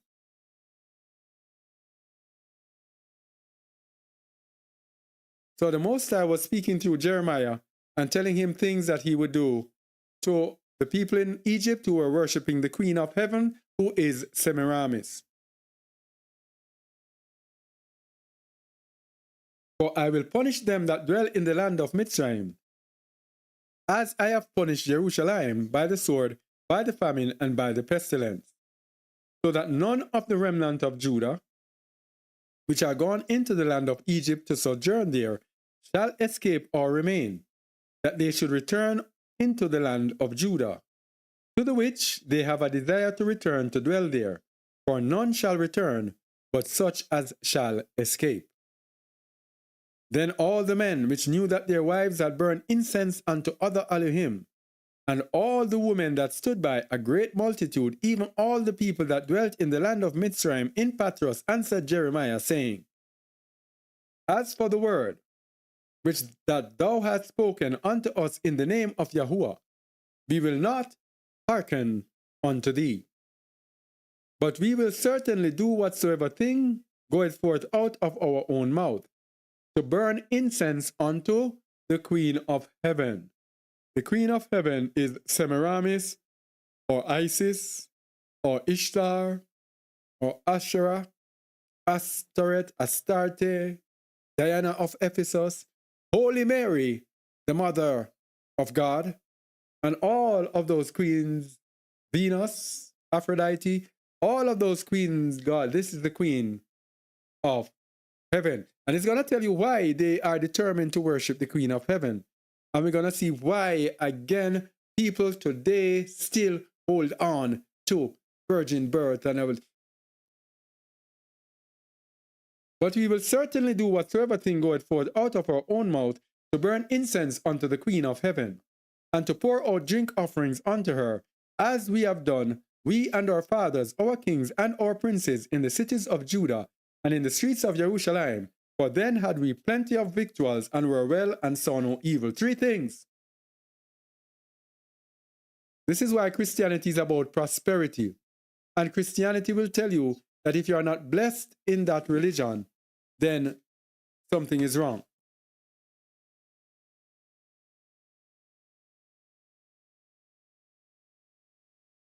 They had plenty of victuals, plenty of food. The provision is heavy when you worship the Queen of Heaven. And they were well protected, and they saw no evil, because they were worshiping this virgin who had a child. The legend or the story of Nimrod and Semiramis and Tammuz, Tammuz is the son, Nimrod the father, is that Nimrod died, and Semiramis immaculately conceived Tammuz. Yes? Then I think she went on to have a child with Tammuz. Semiramis was Nimrod's mother also, I think. He married his mother. What a whole bag of sexual confusion. Yeah? And this is where we get virgin birth from. This is where we get Yahusha is Yahuwah, because according to the worship of the Queen of Heaven, Tammuz is the same as Nimrod. The father is the son. People, that's where all of this comes from. And it's in almost every religion in the world. We're going to show you. Yahuwah It's different. Where were we? At verse 19? But since we left off to burn incense to the Queen of Heaven and to pour out drink offerings unto her, we have wanted all things and have been consumed by the sword and famine. So as soon as they stop worshipping Semiramis, Holy Mary, then they start seeing problems. And when we burned incense to the Queen of Heaven and poured out drink offerings unto her, did we make her cakes to worship her and poured out drink offerings unto her without our men? So men and women worship this false deity. So who was Semiramis? Who was Semiramis? In the Sumerian language, Semiramis' name is Samur Amat. She's a famous queen regent of the Assyrian Empire who reigned from that. When I get to, there was a Christian man called Hislop who wrote about them. Yeah.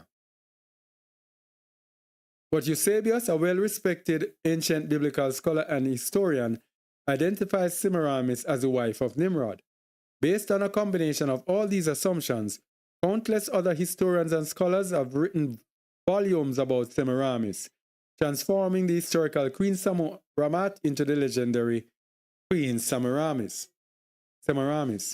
One of the more recent renditions of the ever-evolving lore of Semiramis was included in the book The Two Babylons, written in 1853 by a Scottish minister, Alexander Hislop. In the book, the author confirms Eusebius' claim that Semiramis was Nimrod's wife and elaborates on her rise to power, citing Greek historical records as reference and proof. Hislop asserts that Semiramis was instrumental in Nimrod's plan to rebel against the Most High, and he speaks of the woman's unusual ability to manipulate the will of men. Hislop goes on to say that together Nimrod and Semiramis created a polytheistic religious system focused on the stars to lure the Most High's chosen people away from the true worship. This is their intent, and this is what they're using it to do, to lure us away from true worship of Yahuwah. Shortly after Nimrod died, Hislop reports that Semiramis earned the title Queen of Heaven. There we go. When she claimed that Nimrod was a god, and that her newborn son, Tammuz, was Nimrod reincarnate. So began the worship of Semiramis and the child god and the whole paraphernalia of the Babylonian religious system, which we got through Christianity and the Christian Bible. Hislop reports that Semiramis' name became synonymous with the pagan goddess Ishtar, Astarte, and Ashtoreth. And he connects this turn of events to the biblical account of Israel's rebellion during the time of the prophet Jeremiah's warning, which is what we just read in Jeremiah 44, the Queen of Heaven. Devotion to Semiramis has been well documented throughout history. The image of the woman holding her infant son has been the object of worship and veneration for different religious groups throughout the ages. Christianity. This is what they want me to be doing through their virgin birth thingy. Many other claims have been made about Semiramis. Some credit her for forming the tradition of the Christmas tree and Easter bunny. Others identify her as the original whore of Babylon. And we see the whore of Babylon in Revelation 17. Nothing new under the sun. And according to the Congressional Medal of Honor Society website, America's own Statue of Liberty speaks of the legend. In addition to standing for liberty, she, the Statue of Liberty, is derived from the imagery of Queen Semiramis of Babylon, who was famed for her beauty, strength, and wisdom. Hey. Then it went on to set up itself, to shore up itself, saying that the legend might be exaggerated and all of that. Okay? So, that's just who was Semiramis. Now let's look at the Trinity, because this Trinity is the same family in the Trinity that caused this Trinity. Let's look at it. Trinity.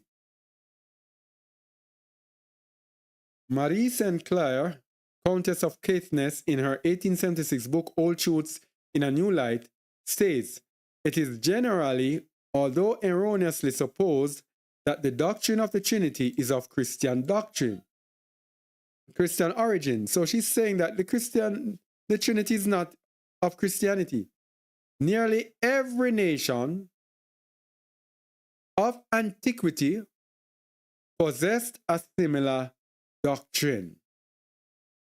The early Catholic theologian St. Jerome testifies unequivocally, all the ancient nations believed in the Trinity because it is the worship of Nimrod, Semiramis, and Tammuz. Nimrod here. These gold figurines represent one of the Egyptian gods of the Egyptian trinities of gods, Osiris in the center, flanked by Horus, which is the sun, on the left, and Isis, who is the Queen of Heaven, on the right. Remember what happened at Babylon, people. At Babylon, the Most High scattered the people over the face of the earth. He confounded their language. What they did when they were scattered is that they brought the worship of Nimrod, Semiramis, and Tammuz with them wherever they went through the different parts of the world. That is why all over the world, people, there are people who worship this Trinity. I am not going to worship any Nimrod, Semiramis, and Tammuz. You can go ahead if you so wish to do so. So he went on to tell us the different trinities in the different countries. In Sumeria, the universe was divided into 3 regions, each of which became the domain of a god. Anu's share was the sky. The earth was given to Enlil. Ea became the ruler of the waters. In Babylon, the ancient Babylonians recognized the doctrine of a trinity, or 3 persons in one God, which is what we have in Christianity. People, when are you going to understand that Christianity is a pagan abomination? It is the worship of abominable pagan gods. So that is why you can come to me with your virgin birth, because I know and understand what it is. The ancient Babylonians recognized the doctrine of a trinity, or 3 persons in one God, as appears from a composite God with 3 heads forming part of their mythology, and the use of the equilateral triangle also as an emblem of such trinity in unity. This comes from Thomas Dennis Rock, The Mystical Woman and the Cities of the Nations, 1876, pages 22 to 23. India, the Puranas, one of the Hindu Bibles of more than 3,000 years ago, contain the following passage: O ye 3 lords, know that I recognize only one God. Inform me, therefore, which of you is the true divinity, that I may address to him alone my adorations. The 3 gods, Brahma, Vishnu, and Shiva, or Shiva, becoming manifest to him, replied, Learn, O devotee, that there is one real distinction between us. What to you appears such is only the semblance. The single being appears under 3 forms by the acts of creation, preservation, and destruction, but he is one. And we know Shiva, the destroyer, destruction. This is. And it continues, Greece, Egypt, other areas to tell us the different trinities. We just want you to know where this is coming from. So in reality, the Messiah must be 100% man, contrary to pagan Antichrist doctrine. 2 John 1 verse 7. For many deceivers are entered into the world, who confess not that Yahushua HaMashiach is come in the flesh. This is a deceiver and an Antichrist. So just check Blue Letter Bible for flesh, G4561, and you'll see it has nothing to do with a Ruach, with a spirit. So the question is now, do you know the difference between the Ruach of error and the Ruach of truth? because there is a distinction. Let's go to 1 John 4, verses 1 to 6.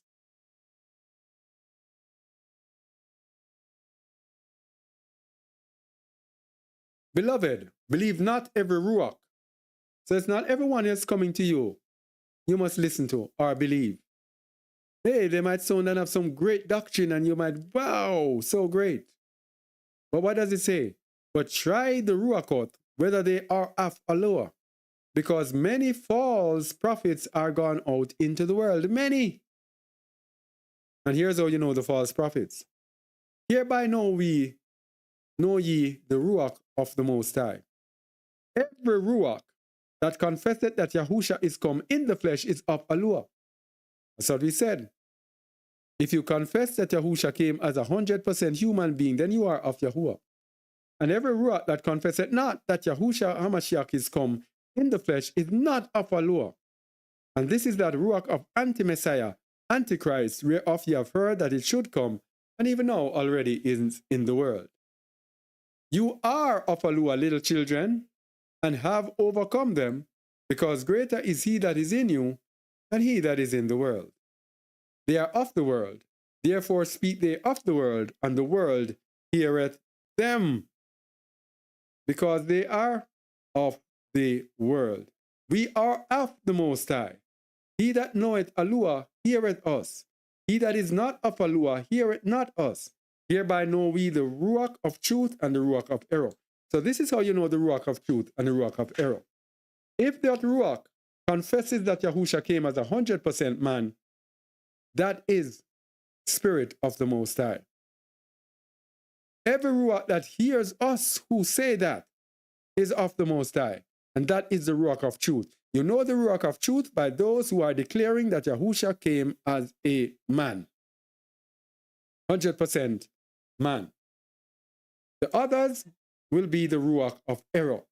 That is why the world is being deceived, because the world is following these people who are saying Yahusha is Yahuwah, Old Testament only. We are not in the New Covenant. What are the things that we listed? All of those things that we listed, I don't even remember them. The world is following those people who are in error. And hereby we know the Ruach of error. So we're going to end really by actually highlighting the error that is in Yahusha is Yahuwah. Because that is the most problematic one, I believe. Yahusha is Yahuwah. Let's look at the problem. The spirit of error in Yahusha is Yahuwah. Philippians 2 verse 1, this is the main one. Those people who translated the book called the Sefer. You see that book called the Sefer? Just for this alone, I have nothing to do with it. Unless I have to look into another. But when it comes to the Bible, I stay away from the Bible. Very weary of it. Because it translated Philippians 2:1. That says, and that every tongue should confess that Yahusha is Yahuwah, to the splendor or the esteem of Allah the Father. They do it again in 1 Corinthians. It's in one of the Corinthians again. That Yahusha is, in the Bible, it says Yahusha is L-O-R-D. And that word for L-O-R-G is G2962, which is the Greek word Curios. Very important that you go to the meaning of the word. Because the word has multiple meanings. Curios, supremacy, supreme in authority. That is, as controller, by implication, Mr. as a respectful title, Alua, L-O-R-D, master, sir. Now this Curios can be used to refer to the Most High, can refer to the Messiah, it can refer to man. 3 different people. Supreme, anyone who is supreme in authority. So if you are a prime minister or a president of a country, you are Curios. You are master, you are the controller of the country. Eh? So Curios, G2962, is used for Yahuwah, Messiah, and man. And let's look at an example of it being used for Yahuwah and man. Luke verse 1, verse 32. He shall be great, and shall be called the Son of the Highest. And the Lord, G2962, Curios. And the Curios Alua shall give unto him the throne of his servant David. In verse 32, it is referring to the Most High Yahuwah Sabaoth. But in verse 43 of the very same chapter, it is used to refer to a man. And whence is this to me, that the mother of my Lord, Curios, G2962, should come to me? This is now referring it to a man. So when you see it in Philippians 2:11, that Yahusha is Yahuwah, it's not speaking of that Yahusha is Yahuwah. It's saying that Yahusha is master, Yahusha is king, Yahusha is controller, he is the leader, to the esteem of the Most High. Let's continue. Curios is equivalent to the Hebrew word Adon, H113. We're going to look at the use of H113. What does Proverbs 4:7 say? Wisdom is the principal thing, therefore get wisdom, but with all thy getting, get understanding. Adon, from an unroot root meaning to rule, sovereign, that is controller, human or divine. So it can mean the controller being the Most High or the Messiah, or it can mean the controller being a man, human or divine. Lord, master, owner. Compare also names beginning with Adoni. So if we go to the Blue Letter Bible, let's go to the Blue Letter Bible for it, as it suggests here. Let me see if I can find back the Blue Letter Bible. Where is it? Where was it again?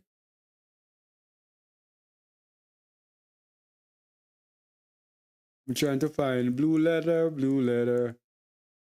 Don't tell me that I can't find it.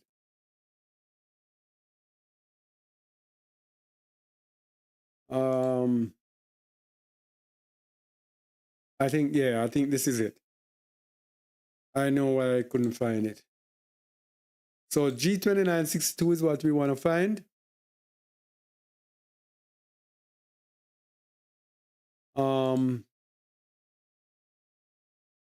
G2962. Let's look at the meaning of Curios. Curios, he to whom a person or thing belongs, about which he has power of deciding, master, Lord. This could be a man, the possessor and disposer of a thing. That's what the word means when they say Yahusha is Yahuwah. It's not saying, when they are saying Yahusha is Yahuwah, it's not saying that Yahusha is Yahuwah. This is a description. The owner, one who has control of the person. In the state, the sovereign, prince, chief, the Roman emperor, even the Roman emperor was referred to as the Lord. It is a title of honor expressive of respect and reverence with which servants greet their master, man to man. The title is given to the Most High and the Messiah. So it could be either three. And I think we need to come back and look at sarx again. Let's look at the meaning of sarx. G4561, I think it is. Let's look at the meaning of sarx. To say that if you believe that Yahusha HaMashiach is come in the flesh, this is the flesh. We're going to show you what it means. Sarx. I forgot to do it. Flesh, the soft substance of the living body, which covers the bones and is permeated with blood of both man and beast. You have to accept that Yahusha came as 100% pure blood man. If you don't, you have the spirit of Antichrist. The body of a man, use of natural or physical origin, generation or relationship. Born of natural generation. This has nothing to do with the virgin birth. This erases, this rejects, this disqualifies the virgin birth. Born of natural generation, which is a man and a woman. The sensuous nature of man, the animal nature, not the spiritual nature. Without any suggestion of depravity. I don't even know what this depravity means. The animal nature with cravings which incite to sin. Flesh. The physical nature of man as subject to suffering. Flesh. This is when you believe actually that Yahushua Mashiach came as a human being, as we were saying earlier. A living creature because possessed of a body of flesh, whether man or beast. The flesh denotes mere human nature, the earthly nature of man, apart from divine influence and therefore prone to sin and opposed to Alua, no help from the spirit. A straight man.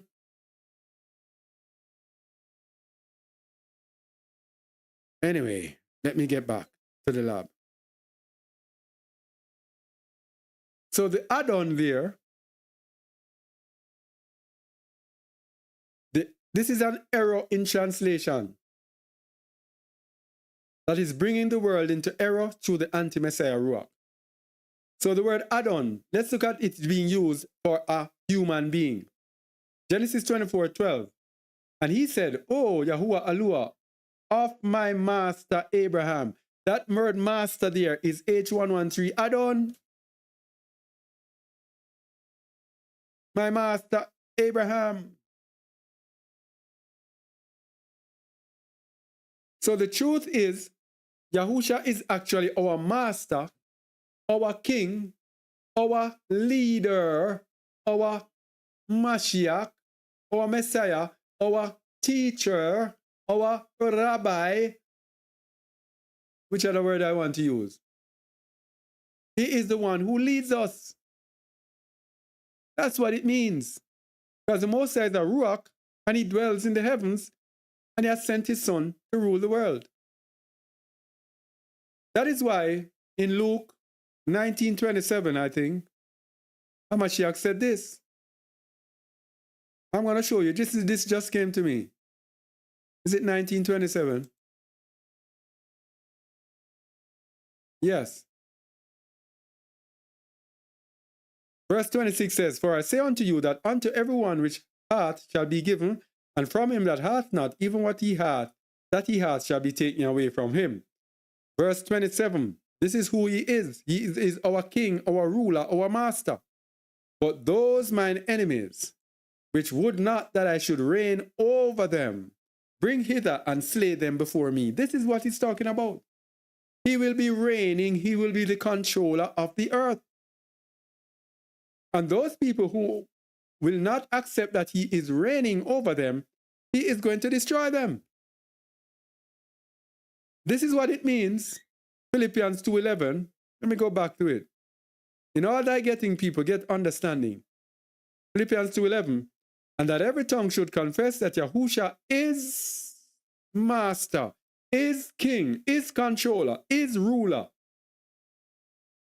to the splendor of Alua the Father." Why? The Most High wants this earth to be ruled in righteousness. That's why it's to his esteem for his son to be ruling. That's why his son went through all of the tests and proved himself through all of the tests. And the Most High took him to him and said, in the fullness of time now, he's going to come back and rule this world to my esteem. Very simple. In it, as they say in England. Yeah. Jeremiah 23:5. Yahusha is our king, is our master. Let's look at them to show what Philippians 2:11 actually means. In all thy getting, people, get understanding. Jeremiah 23:5, that's what I said? Here's a prophecy. Behold, the days come, saith Yahuwah, that I will raise unto David a righteous branch, and a king shall reign and prosper, and shall execute judgment and justice in the earth. This is Philippians 2:11. It's not that Yahusha is Yahuwah. It's that Yahusha is king, master, owner, controller, leader, ruler. He will be sitting on David's throne. Here's one that I forgot. That just came to me. Matthew 25, about 33. This is who he will be. When the Son of Man shall come in his splendor, and all the set apart angels with him, then shall he sit upon the throne of his splendor. Hey. This is what it is all about. This is what Philippians 2 is about.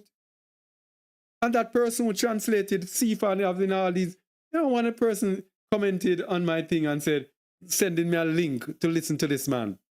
Oh, he explained such and such. Explain what? Go and explain to the children of Edom. Your time is up. We're at the end of this age. And none of y'all that have been misleading our people for so many years can come to me now and come and trying to lead me. Someone from my people will lead me. Someone from my people, not you. Because you're leading the world into error and leading our people into the spirit of anti-Messiah with your false translation. Anyway, let me continue. Jeremiah 33, verse 21. Prophecies of what Hamashiach will be. Jeremiah 33, 21. This is the last, should be the last set of slides. Jeremiah 33, 21. If you have any questions, please leave them, please.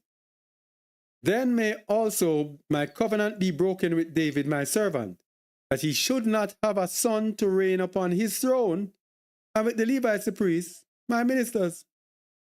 This is Yahushua Mashiach. Yahushua Mashiach, the great high priest, who is the king that will be on the throne, will fulfill this prophecy. That's what it means in Philippians 2:11. Yes, every knee shall bow and every tongue confess that Yahushua is the king, is the master, to the esteem of Yahuwah. One more, Amos 9:11-12.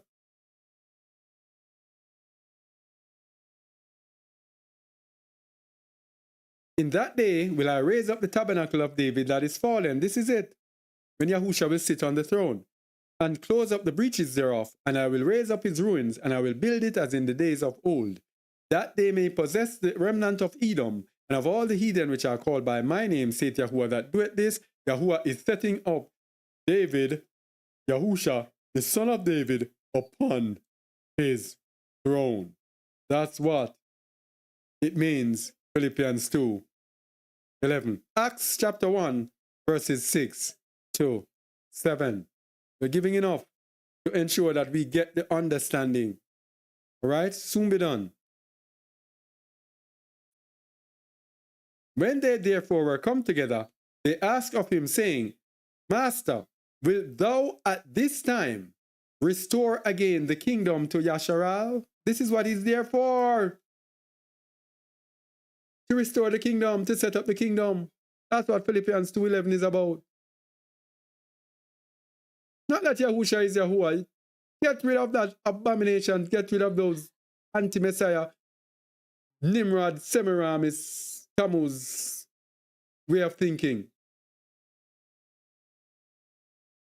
And he said unto them, It is not for you to know the times or the seasons which the Father hath put in his power, but ye shall receive power.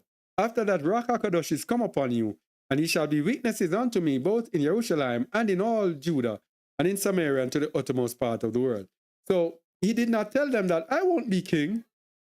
He's saying that the Most High, this is not for you to know. All right? What's important for you now is to receive Ruach HaKadosh. Not to know if I'm going to restore. No. Psalms chapter 2, verses 5-8. Psalms 2, 5 to 8. This is the Most High speaking. Then shall he speak unto them in his wrath, and vex them in his sore displeasure. Yet have I set my king upon my holy hill of Zion. This is it. This is to the splendor, the esteem of the Father. Yahusha is the master, is the king, is the ruler, is the leader, is the controller.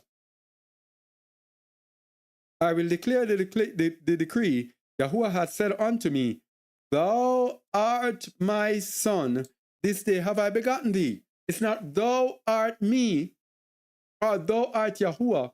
It's thou art my son, this day have I begotten thee. Ask of me, and I shall give thee the heathen for thine inheritance, and the uttermost part of the earth for thy possession. This is it in rulership. He's going to rule the entire world. Thou shalt break them with a rod of iron. Thou shalt dash them in pieces like a potter's vessel. That's it, people. So he is the son of Elohim. But guess what? I'm going to show you something. Because people, we are reading the sons of Alua, and they are there thinking, oh, to be the son of Alua, oh, you have to be God in the flesh, or God in whatever. No, that's not it. 1 John 3, verse 2. Beloved, now are we the sons of Alua. How are we the sons of Alua? Because of his Ruach that is in us. Just as this Ruach was in Mashiach, but Mashiach had the Ruach without measure. Beloved, now are we the sons of Alua, and it doth not yet appear what we shall be, but we know that when he shall appear, we shall be like him, for we shall see him as he is. So it's a man, Yahusha, who fulfilled the greatest task ever given to a man. Yes? And then we coming after will be like him. All right? It's not only that Yahusha is Yahuwah. He's coming back to sit as a king upon his throne. All right? So I only hope I did enough to bring this out. So many to it, so much more to it, so much more details we could go into. But we have been going through this for the past couple of weeks, I think, on our other channel, Just the Word Shorts. Please check out that channel. Great videos coming out, great insights. Just the Word Shorts. Please subscribe if you have not. Please go there, comment, whatever on them. If you got something from this, please go and comment on one of our anti-Messiah videos. Please. Because the people there do not understand. While I'm there, and I'm seeing people talking all sorts of foolishness, it breaks my heart to see the darkness that we are in. But when we do a teaching like this and we realize that most people are under the deception of the spirit of anti-Messiah, now I understand why people are so deceived. If we are not walking under this Ruach, under the Ruach of truth, and remember the Ruach of truth, it's to say that Yahusha is a man. If we are not walking on the Ruach of truth, we are going to be deceived. The Ruach of error is going to get us. And we are going to be off track. We are going to be swept away. We are going to be deceived. Okay? So, let me see if there is any. I wonder if YouTube carried all the way through. YouTube stayed on. Let me go and let me see. Yeah, the live is there. Still on. Understand why people are so all right. Deceived. All right, let me see. Let me go first to the YouTube. If there's any in the Zoom chat, then let me see it. I remember the Ruach of truth. It's to say that Yahusha is a man. If we're not walking on the Shalom, Ruach of Ingrid. truth, we are going to be Peter Herbs. deceived. The Ruach of error is going to get us. Steve P. and we're going to be off track. We're going to be swept away. We're going to be. What is the proper way to fast? Okay.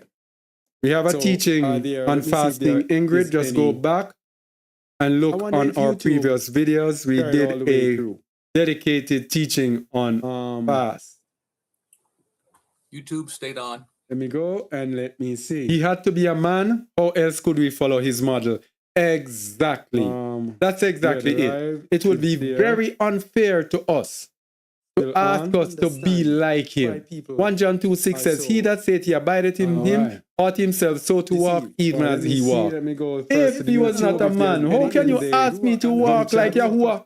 Then let me see it. You would be wicked. It's to say that Yahusha is a man. Because Yahuwah has all the supernatural. Yahuwah is so powerful. He spoke, and there was. He said, let there be light, and light appeared. How can I as a man walk in the footsteps of someone like that? We're going to be swept away. He had to be a man. Thank you very much. Bitter herbs. We have a teaching on fasting. Ingrid, just go back. Ingrid Davis, I would also like to know how can I contribute to the ministry. Dedicated teaching on fast. I don't like to do this, let me go but let me see. He had to be I'll just put it in the chat. How else could we follow his model? Exactly. That's exactly it. Right, the chat will be only on for a time. I'll put it in the chat. Ask us to be like him. 1 John 2:6 says, He that saith he abideth in him ought himself so to walk even as he walked. If he was not a man, how can you ask me to walk like Yahuwah? Then let me see it. You would be wicked. It's to say that Yahusha is a man. Because Yahuwah has all the supernatural. So the website is in the chat. That's where you go. And there was. He said, and the password to enter a man walk in the footsteps of someone like that is. We're going to be swept away. You had to be a man. Thank you very much. The audience has been doubled from ever since. On fasting, Ingrid, just go back. Ingrid Davis, that would be a tragedy. How can I contribute to the ministry? Dedicated teaching. Oh, check 1 2. 1 2 check 1 2. I don't like to do this. Let me know if it is still doubled. I'll just put it in the chat. How else could we follow his model? Exactly. Yeah, so Ingrid, you would go to that website. I'll put it in the chat. Ask us to be like him. Yeah, you go to that website, justaword.org/donation. Then when you click on the page, the password is offering. OFFERING. Then you'll get instruction on how you can donate. Of course, we do not want to be like others out there putting our link begging money, because we don't want it to ever be construed that we are doing this for what we are getting or doing this for money. The audience has been doubled. If you are inclined to contribute, then by all means contribute to the ministry. Dedicated. 1 2. 1 2 check 1 2. What is the Zoom link? Okay. Let me know if it is still somewhere in the community section. I think I put it there too many times. Yeah. So Ingrid, the Angela Evans says everything matters. That is important, of course. Yeah. Everything matters. Nothing is to be put behind. Truth comes upon truth. Then when you click on the page, the password is offering. OFFERING. What else is there? Then you'll get instruction on how you can donate. Of course, Yafa said, yes, he has been preparing us for destruction. Not preparing us for destruction, preparing us to be set apart from the destruction. What we are getting or doing this for money. But if you the anti-Mashiach image is on Google right now, but people can see it. That's interesting. By all means. Contribute to the ministry. Angela Evans says, really enlightened me. What is the Zoom link? Okay. It's somewhere in the community section, I think. I put it there too many times. Yeah, so Ingrid, the man of lawlessness is God the Father. They put the truth in the Bible. Everything matters. As read, he will oppose and exalt above every so-called Elohim or object of worship. He will seat himself in the temple of Alua, proclaiming himself to be Alua, That is the Ashkenazi Jewish Messiah that is about to come. His image is on Google. Yahweh said, yes, he has been preparing us for destruction. So if you're worshiping anything that has to do with God or Elohim, you are worshiping the Jewish Messiah from the destruction. What we are getting or doing this. What is he called on Google? The anti-Mashiach image is on Google right now. God the Father in Google is an old white man with a long beard that looks like a goat. That's interesting. Praise Yahuwah, really enlightened me. What is the Zoom link? Okay, it's somewhere in the community section, I think. I put it there too many times. The man of lawlessness is God the Father. They put the truth in the Bible. Someone said Trump fits the profile, but he's not young or physically strong enough. He will and exalt above every so-called Elohim or object of worship. He will seat himself in the temple of Allah. Everybody is speculating. Then the leader of this new world order, the eventual leader of the new world order, the three kings will come up, and then that one king will reign supreme over the three. That's what it says in the book of Daniel. That's what I go by, not by speculation, really. On Google, the anti-Mashiach image is on Google right now. God the Father in Google is an old white man with a long beard that looks like a goat. That's interesting. Praise Yahuwah, really enlightened me. What is the Zoom link? Okay. It's crazy that many believers believe that Yahuwah is Yahusha, even though it clearly says he's Yahuwah's firstborn. The man of lawlessness is God the Father. They put the truth in the Bible. Someone said Trump fits the profile, but he's not young or physically strong enough. So in reading the Bible, we should replace the L-O-R-D with Yahuwah and L-O-R-D with everybody's. It depends on the context. Master, king, leader of this new world, leader, ruler, leader of the new controller. The three kings will come up, and then can even use the Hebrew word Adon. That's what it says in the book of Daniel. That's what I go by, not by speculation, really. On Google. So the L-O-R-D and the L-O-R-D, big and small case, is the same, not all cases. Sometimes the L-O-R-D is written in. That's interesting. The Hebrew or the Greek as the name of the Most High. When you see it in black capitals, it usually refers to the name, such as Yahuwah.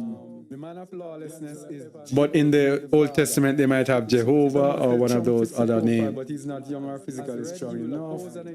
So in reading the Bible, we should replace the L-O-R-D with Yahuwah and L-O-R-D with, where are we again? So it depends on the context. Master, king, leader of this new world, leader, ruler, leader of the new controller. Yeah. The three kings will come up, and then can even use the Hebrew. Always inspireful teaching, just like this world wants us to believe that Immaculate Conception, and we know it's a deception. Yeah. The L-O-R-D and the L-O-R-D, big and small cases, the same, not all cases. Sometimes they're still doubling. Is written in. That's interesting. The Hebrew or the Greek, all crazy. The name. I don't know why the audio. Why is the audio? When you see it in black capital, doubling. It usually refers to the name, such as Yahuwah. Doubling. But in the Old Testament, they might have. Anyway, let's get back. Or one of those other names. But he's not young or physically strong enough. So in reading the Bible, we should replace the L-O-R-D with Yahuwah and L-O-R-D with. Where are we again? Can you explain why we must leave the temples made by man's hands? The three kings will come up, and then can even use the Hebrew. Why we must leave temples made by man's that Immaculate Conception. And I don't know where that came from, but religion, the L-O-R-D and the L-O-R-D. Religion today is the same, not all cases. The Most High destroyed the temple, and now our bodies are the temples of the Most High. As believers, we are to gather ourselves together, yes, but when you gather yourselves in those abominations that they have called the churches, etc., in which they are in man's temples, then you are in the traditions of man. If you are together and you have a building and you have friends together, you gather in a building, nothing is wrong with that because it is not about the building. The building, the problem with the building is when we have we make the buildings the center point, the church of such and such, and such and such, and it becomes the center point, and it becomes the focus of everything, and everything is done to sustain that church, to build that church, and it's all about the building and everything. The Most High destroy the temple, and now our bodies are Our the worship temples of should the be Most High. together. The church As is, believers, we are together to ourselves together, yes. But when you gather yourselves, Right, so everybody's okay, it seems. that they have Everyone the churches, understands, etc., in which they are in man's temples, then you are in everybody's the good. traditions of man. If you are together and you have a building and you have friends together, Zona was asking, who do I believe this anti-Messiah is? because it is not I about cannot the building. believe The building anyone because then I'll be speculating. is when we I don't want to go into speculation. But if someone, like a person who's actually leading an assembly, like the church of such and or such, are leading people and teaching people, if I go and say someone will go after and say, but Kazak, you said that it's just such and such. I've learned my lesson. Because even when you apologize and say, no, I'm not saying it is such and such, but it seems like such and such, someone will come back and say, oh, you think it is so and so. This has happened to me before. And I said, did I ever say that? After I qualified and said, if I was to think that it is anyone, well, it might be such and such. The person came back and said, you said it is such and such. So I'm not into the speculating at all. We shall see how it develops. All we have to do is to make sure that we are in line with Yahuwah's righteousness. Seek Yahuwah's righteousness and perfection so that if the problems come, if anything happens, if I go and say someone, He will protect us. Because he that dwelleth in the secret place of the Most High shall abide under the shadow of the Almighty. We have to make sure that we are in righteousness in that secret place so that we can abide under His shadow. think it is so and so. This has happened to me before. And I said, did I ever say that?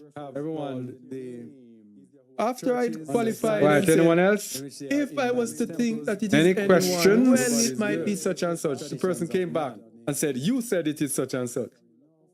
So I'm not into the speculating at all. We shall see how Victoria, you're sleeping. all we have to do is to make sure Sarah Hannah, are you okay, Sarah Hannah? line with Yahuwah's righteousness. Seek Yahuwah's righteousness and perfection so that if the problems Hope so. come, if anything happens, if I go and say someone, He will All right. protect us. Because he that dwelleth in the secret place of the Most High shall abide under the shadow of the Okay, Almighty. then. We have to make sure that we are in righteousness in that You know that I had place. oh, we're still on YouTube. So let me get off YouTube. Under His This has happened to me. All right, before. family. Did I ever say that? Thank you all for watching and or listening. Let me just double check to see if there are any more questions on YouTube. Might be such and such. The person came back and said, you said it is such and such. So I'm not into the speculating at all. We shall see how Victoria, you're sleeping. all we have Our question. Is it a sin for me to wear a tiny pendant with Yahuwah's name? I don't know. But why do you want to do that? Why do you want to do that? Because idolatry is a very tricky thing. And the sinful person, the sinful nature is a tricky thing. You do not want to give your sinful nature anything to grab onto. So if you're already not wearing it, why go and wear it? Because our sinful nature has a way of stirring up lust inside of us. So when we give it a little thing, that's why the rich family always are not satisfied. It's the same thing with everyone. They're never satisfied. You go and you get something, a chain, a pendant around your neck. Hey, you start admiring. Why do you wear it? To give splendor to Yahuwah. No, you can speak. Yahuwah wants you to speak to people about Him. But you have that pendant on. Then your flesh is going to get heightened about something else. You're going to want something else again. And then you're going to want something. And you're going to... Best advice I would give to anyone, don't wear jewelry. Why do you want to do Please. that? Because idolatry is a very... It's going to heighten And your the flesh. sinful person, the sinful nature is a tricky thing. That's my advice. You do not want to give your sinful nature. I can't tell if it is a sin. It's more up to the Most High. So if you're already not wearing But that is it, my go and wear it. advice. Because our sinful nature has a way of stirring up lust. Do you believe that inside anyone of who us. believes So when Yahusha you is give it a little Yahuwah thing, that's why the rich will make it to Yahuwah's kingdom? always are not satisfied. I don't know. It's the same thing with You see, everyone. that is again is the judgment of the Most High. Something. That's not me for no. I can tell what is right and what is wrong. Hey, you start What He says and what He does not say. He will be the one now will have to judge and weigh different things Yahuwah wants you to speak to people and about decide Him. whether someone will make When it you in. have that pendant on, Yeah. then your flesh is going to get heightened about something All I else. know what it You're is, gonna it want is just something else that again. it's just and then bad. you're going to want something, and you're going to... Right? Best advice I would give to anyone. Yeah, I also believe that Yahusha was Yahuwah while in Christianity. That's a good point. It's going to heighten. Because I was in, what they call it, That's my advice. Pentecostal Jesus I only. can't tell if it is a sin, it's more up to the Most So High. it was only Jesus I worship. So Jesus represented the Father, everything. It's the same thing as Yahusha is Yahuwah. Do you believe that? And that's what I believed in for 2 years. Until Until I was taken make it out. to Yahuwah's kingdom. Yeah. I don't know. It's the same So, thing with everyone. That is again is the Yahuwah judgment winks of at the our Most High. ignorance, but now commands every That's not man me for everywhere I can tell what to is right and what is repent. wrong. And that's where we are What he at. says and what he does Asking not people say. He will to be the one who will repent. have to judge Right? and weigh different So, things. Thank you all And decide whether for watching. someone will And make it. remember our Then your flesh is going to get heightened. new channel, All I know what it is. Just the word short. And our website, just the word .org, where you can get all the different teachings I also believe that Yahusha was that we Yahuwah have. while in Christianity. That's a good Latest point. teaching you can check out our Because I was calendar, in- what we think what do you about call the it? lunar Sabbath, etc. When is the Sabbath?